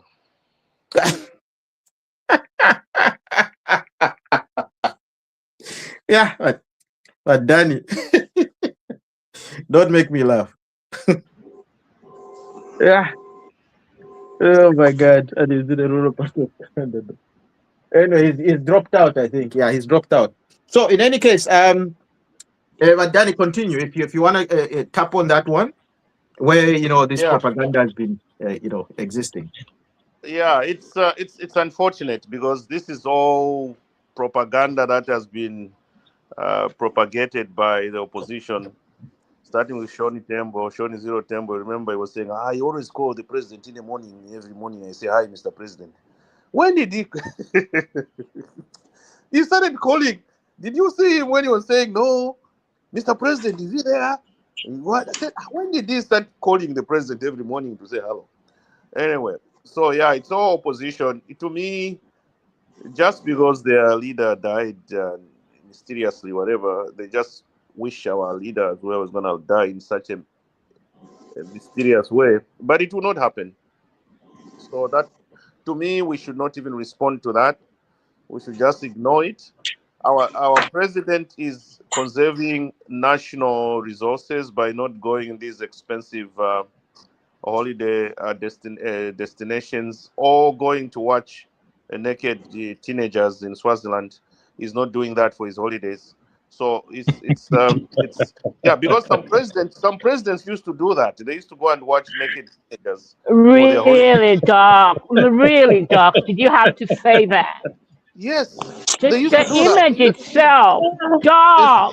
Now, I'm saying some Zambian president, past Zambian president, some of them to the read the ceremony. They never used to miss that. That was the climax of their holidays. So our president is going for ranch, taking care of his animals and whatever. And he was walking around the villages around. You remember I was seeing him walking around, meeting these village girls and boys.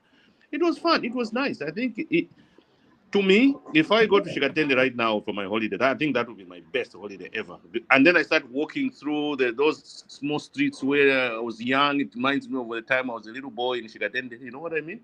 I think that's the best therapeutic holiday you can have.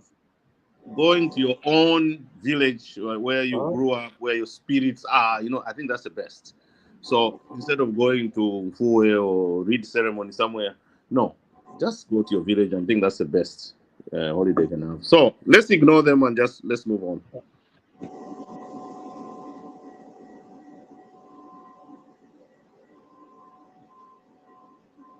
Hello? I don't know where others are. Oh, We are here. We are around. You are around. Oh, everybody's around? Okay. So let's, have you finished? I went to check on something. Yeah. So the issue at hand here, we're talking about the president, if he's alive or not. Of course, he dispelled those rumors. And why the opposition had the audacity to come in and, trying to make the president is sick or dead. Batanda, you had bumped me out. I was think I was on the floor and trying to just say that No. the president. But Danny said that you're using Mulikururo area of Canada. That's why you bumped out.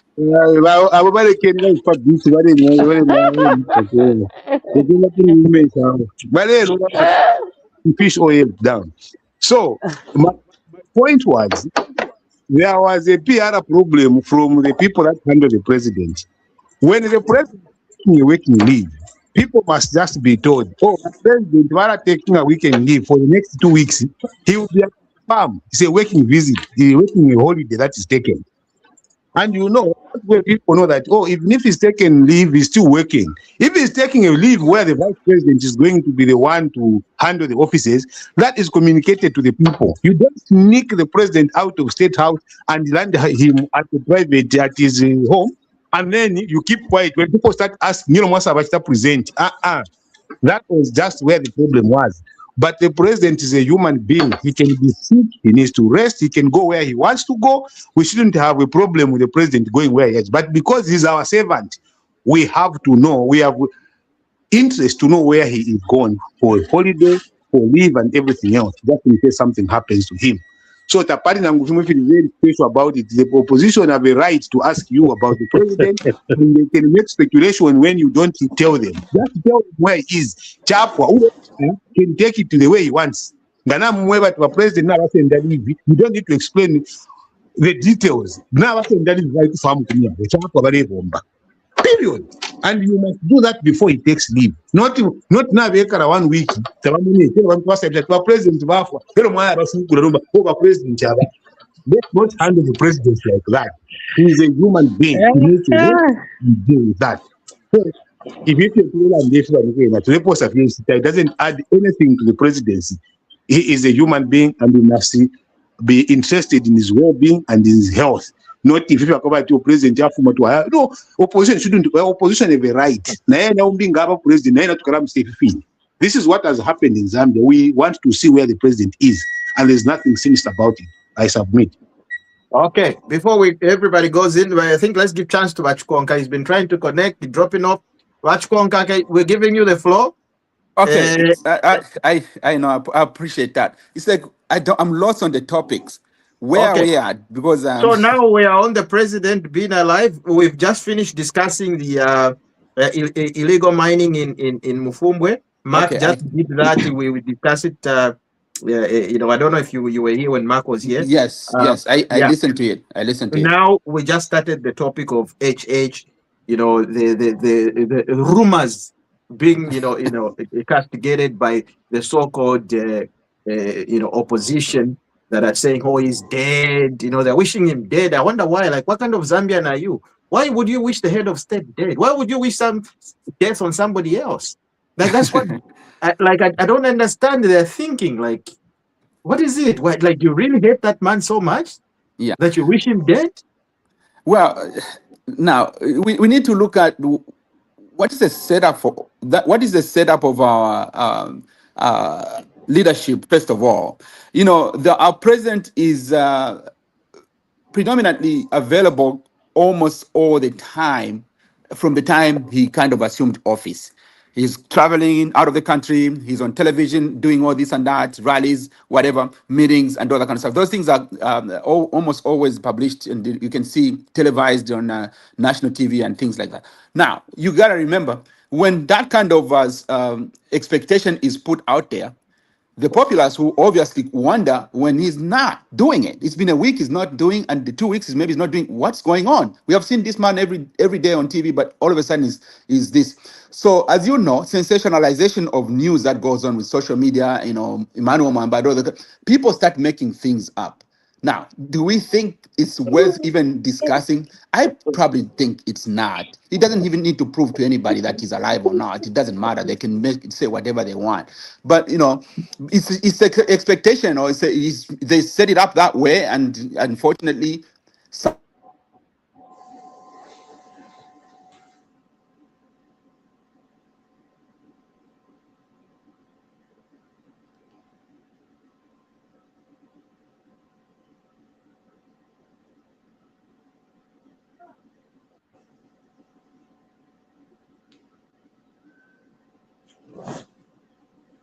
Hello?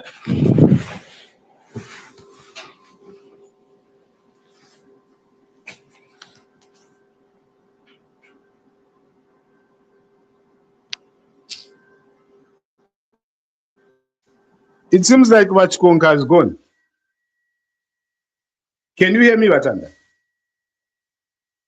Hello?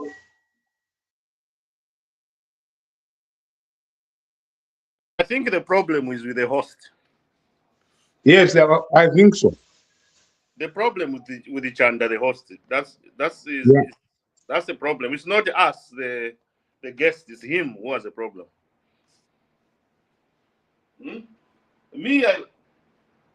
Before the host comes, I like the explanation of Simue.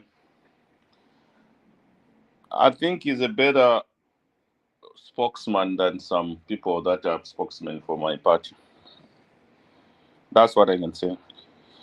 He speaks better, clearer, with facts. That's all I can say. I had quite a lot of some questions, but because he's gone, so and he's promised to come back, so I would only urge that maybe Bakamulete for a much longer time where he's going to say I'm sticking around the entire time. Yeah. There's a lot of good things happening in our country. A lot of good stuff. We are on the right path. Debatable. Facts. He was giving facts there, which is good.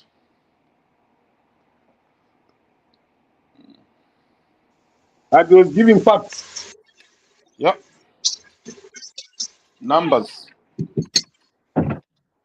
That's why one of the things for me, I was to interrogate now the numbers. The numbers are given, now let's interrogate them. Hello, Bakazia. Actually, how are you? I am okay. What number? Happy New Year.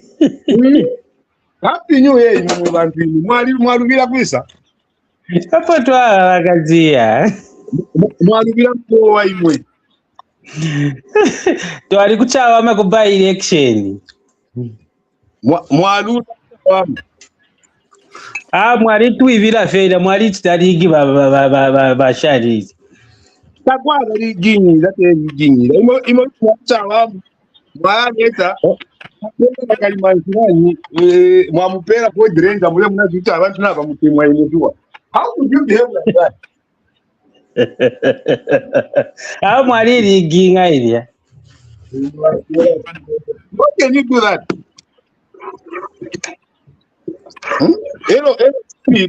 He is a very good member of parliament with Chawama, and he understands the issues. Next school, government policy, private sector policy, he understands that. Not Mwaya Bulo Muntu, at his resume is that he was a petty boy chap. Okay, Daniel, how are you and Happy New Year? Happy New Year to you, my brother. Thank you very much.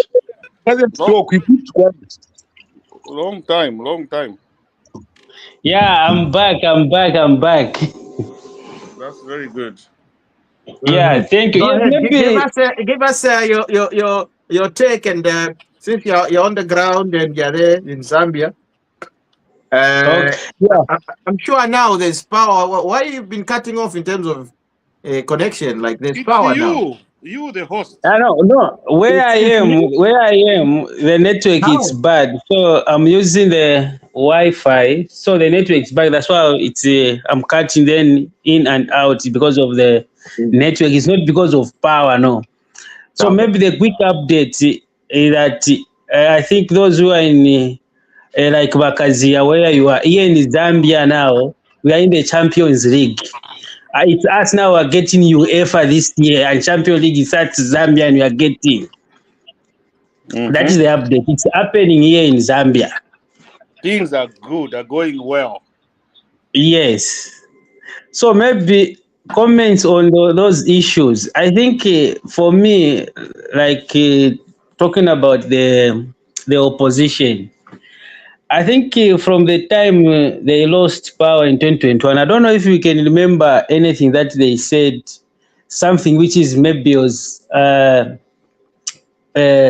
something constructive. From 2021, if you remember very well, they said, we've done the post-mortem, the reason why we are lost, so now we are coming back. What happened? Nothing. Bill 7 came. What did they say? They brought propaganda. So that is the opposition that we have. The president went for a leave. Yes, it's like it's okay to ask where is the president, but not to say he's dead or he's sick. Honestly speaking, is that checks and balance? Is that that's the work of the opposition? No. So it's like the opposition, they want the president to die. Why? I think in Zambia, I think as Zambian we can do better than coming up with those.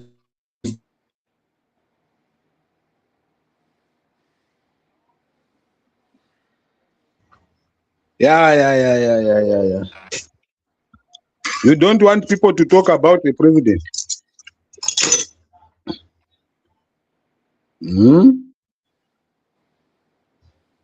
But Daniela, are you there? Me, I'm here. Vachanda, are you there? Vachanda, Yes, the host, hello. I'm back at Shanbani. is the one who is cutting off on. I think your network you are hosting anyway, man.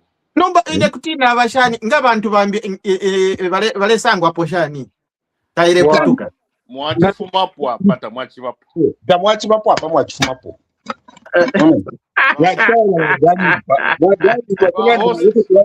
Hey. Okay, blame it on the host. Okay, I take the blame. I take the blame.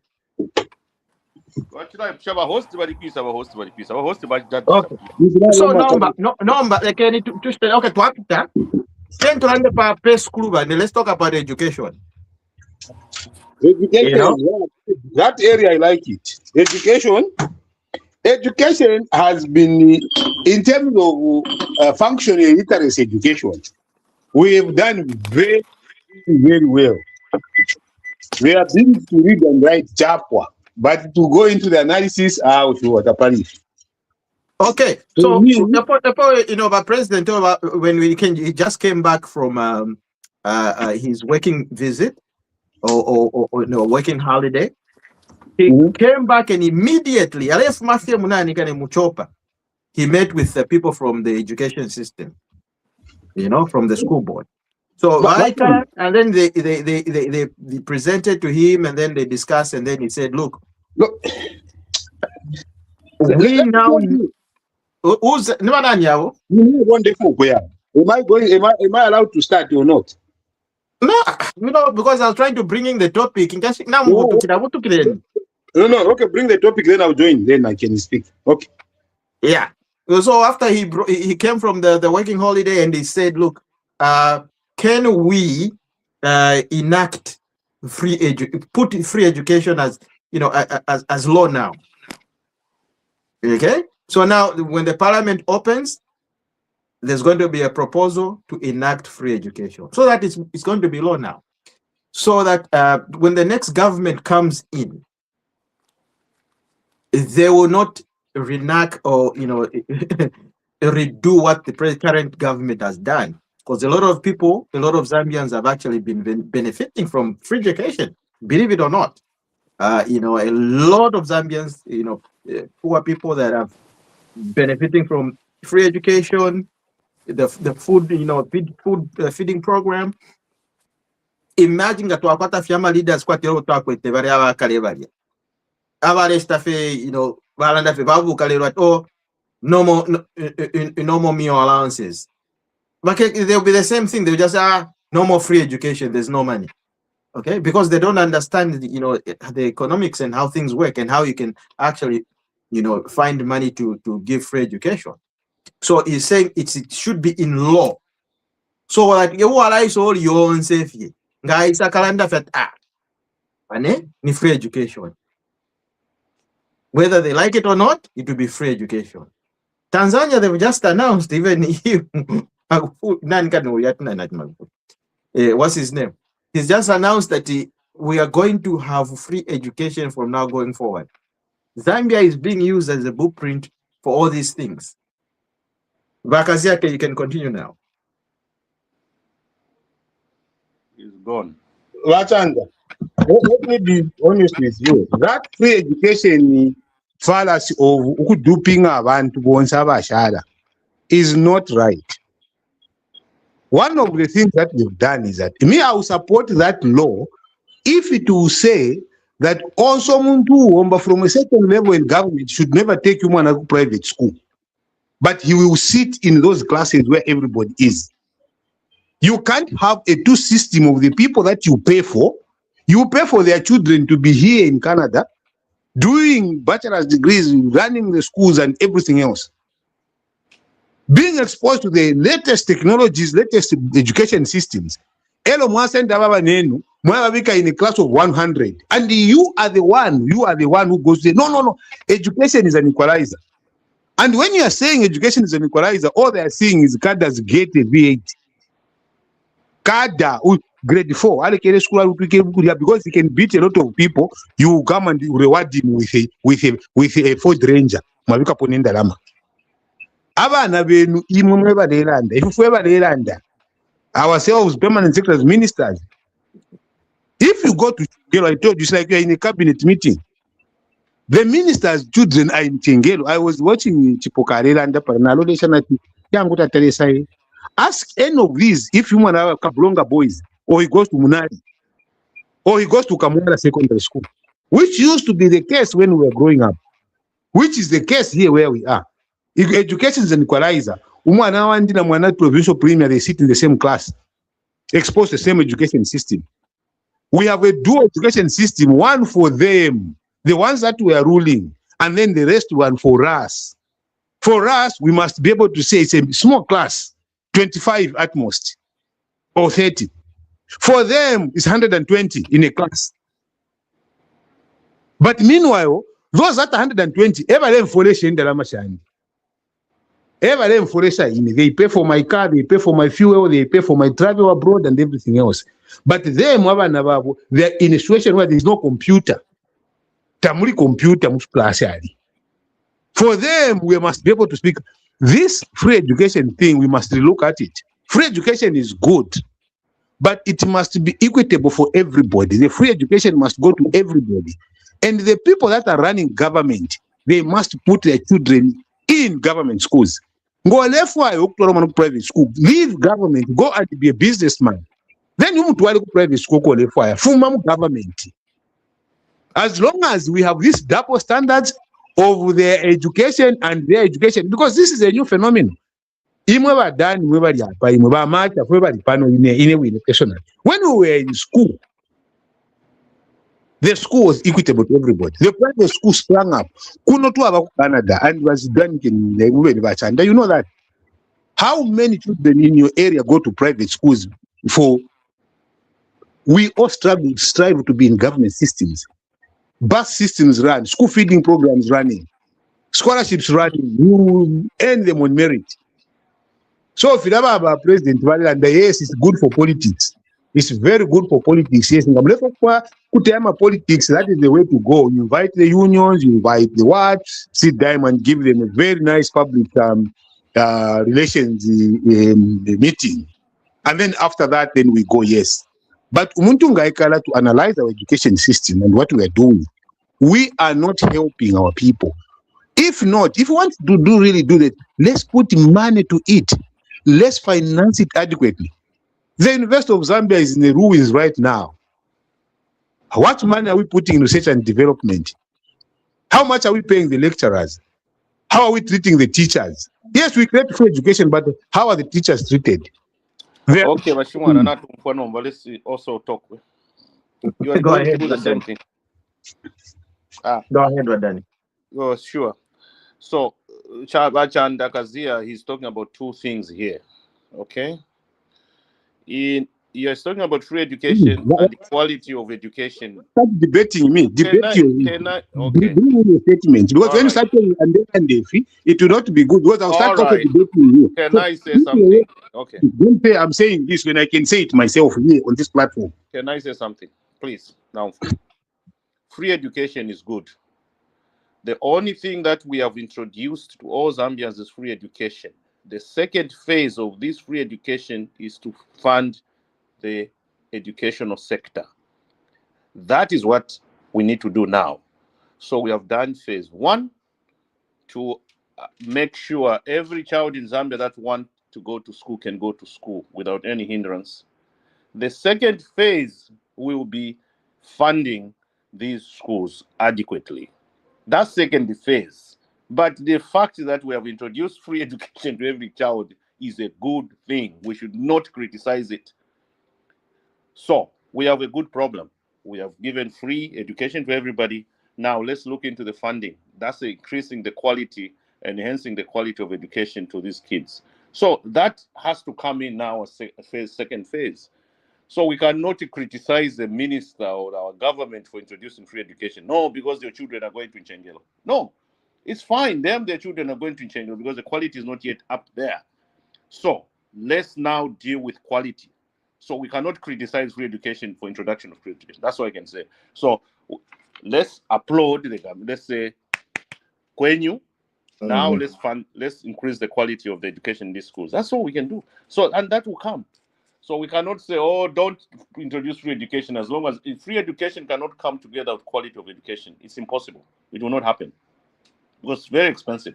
So the quality will gradually increase. All right. And what we're doing now, we're going into the trades, technical type of subjects now, hands-on stuff. So which is very good. So that's part of increasing the quality of education. All right. That's all I can say. Thank you, Adani. So, in a nutshell, I think it's been a brilliant show. I think we've tackled most of the issues, and the most burning issue was the mining sector, which is like Mark said, it's a discussion of another day. We can come up with a part 2, and try to tackle it in all different angles, but according to what I've gathered in terms of information, or just as a summary, it's been discovered that, look, they are certain foreign entities that are actually working with our local Zambians. And what they're doing is this: they're coming with money funded from wherever and from wherever. When they come to Zambia, they organize these guys to say, guys, start mining. And then they start mining, they give them a little bit of here, a little bit of incentives here and there. You can imagine there are even videos there. They say, Eva boss yaba, Eva boss yaba, Eva boss yaba. The guy can't even speak English. Okay? So these are the issues. And according to intelligence, intelligence. They have intelligence. That's what they are doing to go there now. Me is a plus, because one, we have to nip this in the bud before it becomes bad. That's what has led. Any example from Congo. If we have time to Congo, if you have time to don't know what to go for, what kuseka.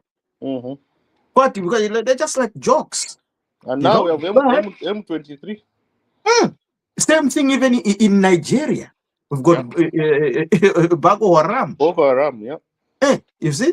So Mozambia muno taturingiri to Africa pama levels. We shouldn't just sit. Let the people suffer for now.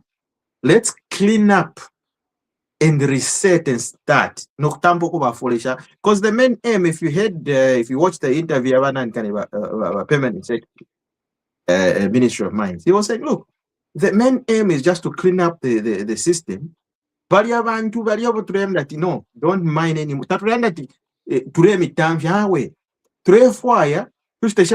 We gather you, we tell you, can you create cooperative? Okay, we don't want you to be illegal anymore. Create cooperatives. 10-10, 20-20. If your people in Northwest Province are listening, 20, 40, 50, 100 kashinga mulibanga mwaikolonganikana mwapanga cooperative. The government now is going to do what? They'll start teaching you and how to mine safely. They'll give you that information. Balami pira nama mining licenses, artisanal licenses. So now you'll be small scale miners. Now when you become small scale miners, which means ngamwaimba. You have to now take where? You take to there will be government representatives. They pay you for the true value. Because you can imagine a nugget of gold, it's just been discussed. It's like a black market. Okay? So people will sell it at any price, anyhow, because the people there, obviously, they are ill-informed and ill-educated. That's why I want to educate them. And then they sell it at a loss to these briefcase foreigners. These briefcase foreigners are going to arm their rebel factions where they are, wherever country they're coming from. They found a box of ammunition, which is only owned by military from certain countries. You see? Box of ammunition. So that's what it is. So, because if you look at these rebels, they go country to country, they see where it's to put, and then they are funding those rebel groups. Yeah. Okay? Now, if you can imagine if Zambia is now going to be connected to these rebel movements, they're saying they're getting their resources from Zambia. Yeah. How are we going to look on the international market? Yeah. So we have to come in now and control the situation and stop it before it goes any further. Go ahead. I have a submission there. Mamona, there are videos where the current president, indicated about knowledge and a plan before you even stepped in government, and condemned ECA when he sent the military to go and guard Kasenseri mine. That our PF, these are criminals, they don't know how to run things. They are treating you as criminals in your God-given land. If we are UPND, we have the knowledge, the financing mechanism, and even explained 5 years down the line, what have you guys done? You have gone back to the reset of 2020. We have, didn't you hear what Mufumbwe said? We have trained 200,000 young people. Listen, when you were talking, I thought you said you keep quiet. You said, what have you done? We have trained the young men. No, but why do you think you should interject? I shouldn't interject you. No, chill first. You have your time to speak. You had the he wants to distract me. You had said you had a plan in 2021, before 2021. This is 2026. So if you have done that, and why are you having problems? If those 1,400 you've given licenses, you have trained them, why are you having problems now? You want to go and exterminate them? Yeah. I think was it a ghosty committee or you just told us the whole world. Listen, Wakazia. Listen, you told the whole world. Now listen, Moneni. Yeah. You told the whole world that you were sitting on the committee. Mines and all that stuff. Relating to labor, but you were there and you were seeing things. Issues are there just power. Mufumbwe has always did not just start existing after 2021. Let's just be honest with each other. Let me tell you something. Mufumbwe has always been there. But so let's not lie and trying to say, plan. Okay, yes, we had a plan, and that's why we're implementing it now. What plan did they have? Are we having a conversation or having an argument? Because if you're going to I'm trying to tell you, answer to what you're saying. We are not having a conversation, you're having an argument. Let's have a conversation. No. London, and I'm not going to disturb you like you were disturbing me. If you want to ask me questions, I should be able to answer after my statement. You ask me, number one, I said this, what about this? Don't just say, oh, you said this and then you make your conclusion. No, I'm here to clarify everything that I've said. Max Mufumbwe said what we did in Mufumbwe. You are saying what have you done in Mufumbwe? Max Mufumbwe said we trained 2,000 young people. Now you're asking questions. No, but question. Wakazia, you're talking about 2021 Mwarikwete program. The question is what we need to ask ourselves as Zambians. Wakazia, as Zambians. Okay? When did this problem start? It didn't just start when the UPND became into power. No. You see, what you are doing, you guys here right now, is you are disturbing the thoughts. Why can't you keep rejecting?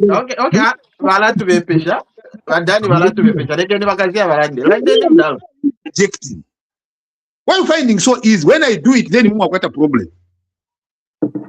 Number two, Mufumbwe was the God was not discovered then in 2019. God rush in Mufumbwe didn't happen. These are new discoveries. You were talking about how you're going to treat the small scale miners. You said you empower them to do this. You will not send the military. That's what you were saying. So myself, I'm telling you to say, Mwamona.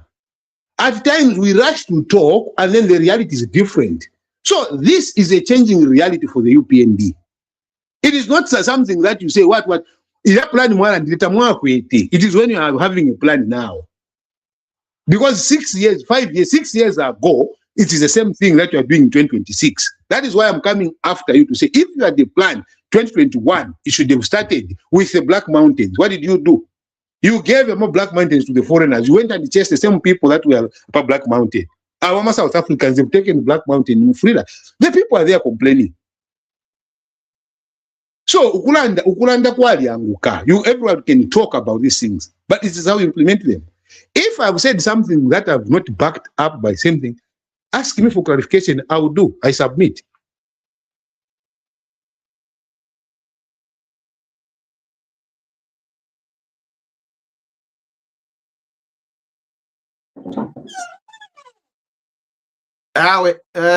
Danny. Dr. Danny. Hello, Wakazio?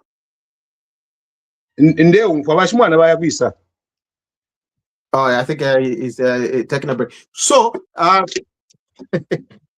gentlemen, it has to continue for forever and ever. So let's close, and then we can continue next week. And I think we've tackled most of the issues, but area Shiria Kumaini, and let us not take it like a trivial issue. The issue here is a security in nature, just like Mark has said. It's security in nature, and the action that the army is taking, it's not a joke, and we need to nip it in the bud before the situation becomes worse. Because if we let Mufumbwe be what it is now, we'll have a very difficult task to reverse the situation. Would rather tackle with it now with force other than cry later. And then people of Zambia will start blaming the current government to say, why didn't you do this? Why didn't you do that? Why did you need, why is it? Why is it? Because abantu mwina Zambia lalaba iringiringi. And the best thing we can do is do the best thing for Mother Zambia and for the future. And for now, let them move in, close it up, and start training Avena Mufumbwe, kuapira ma mining licenses, bakese wino na bakatambe no ku mining abwino. Bakalesha na God wino wino. Not if you have a short man against for 1 quarter. No. You know? Let them come in properly. And then they start getting real money, real value for their product. Okay, that's it. That's all this current government is asking for. Gentlemen, it's been a pleasure. Dr. Danny, I hope you're enjoying your weather. Bakazia, I hope you're enjoying your weather. I'm going now. Thank you very much. Badani katwishoko babu tukiranga bamu kuloba katwishi, we don't know. Badani, anyway, I will call him after this. Yeah. All right, then. Good night, guys. Have a good day, and we'll see you next week. Bye.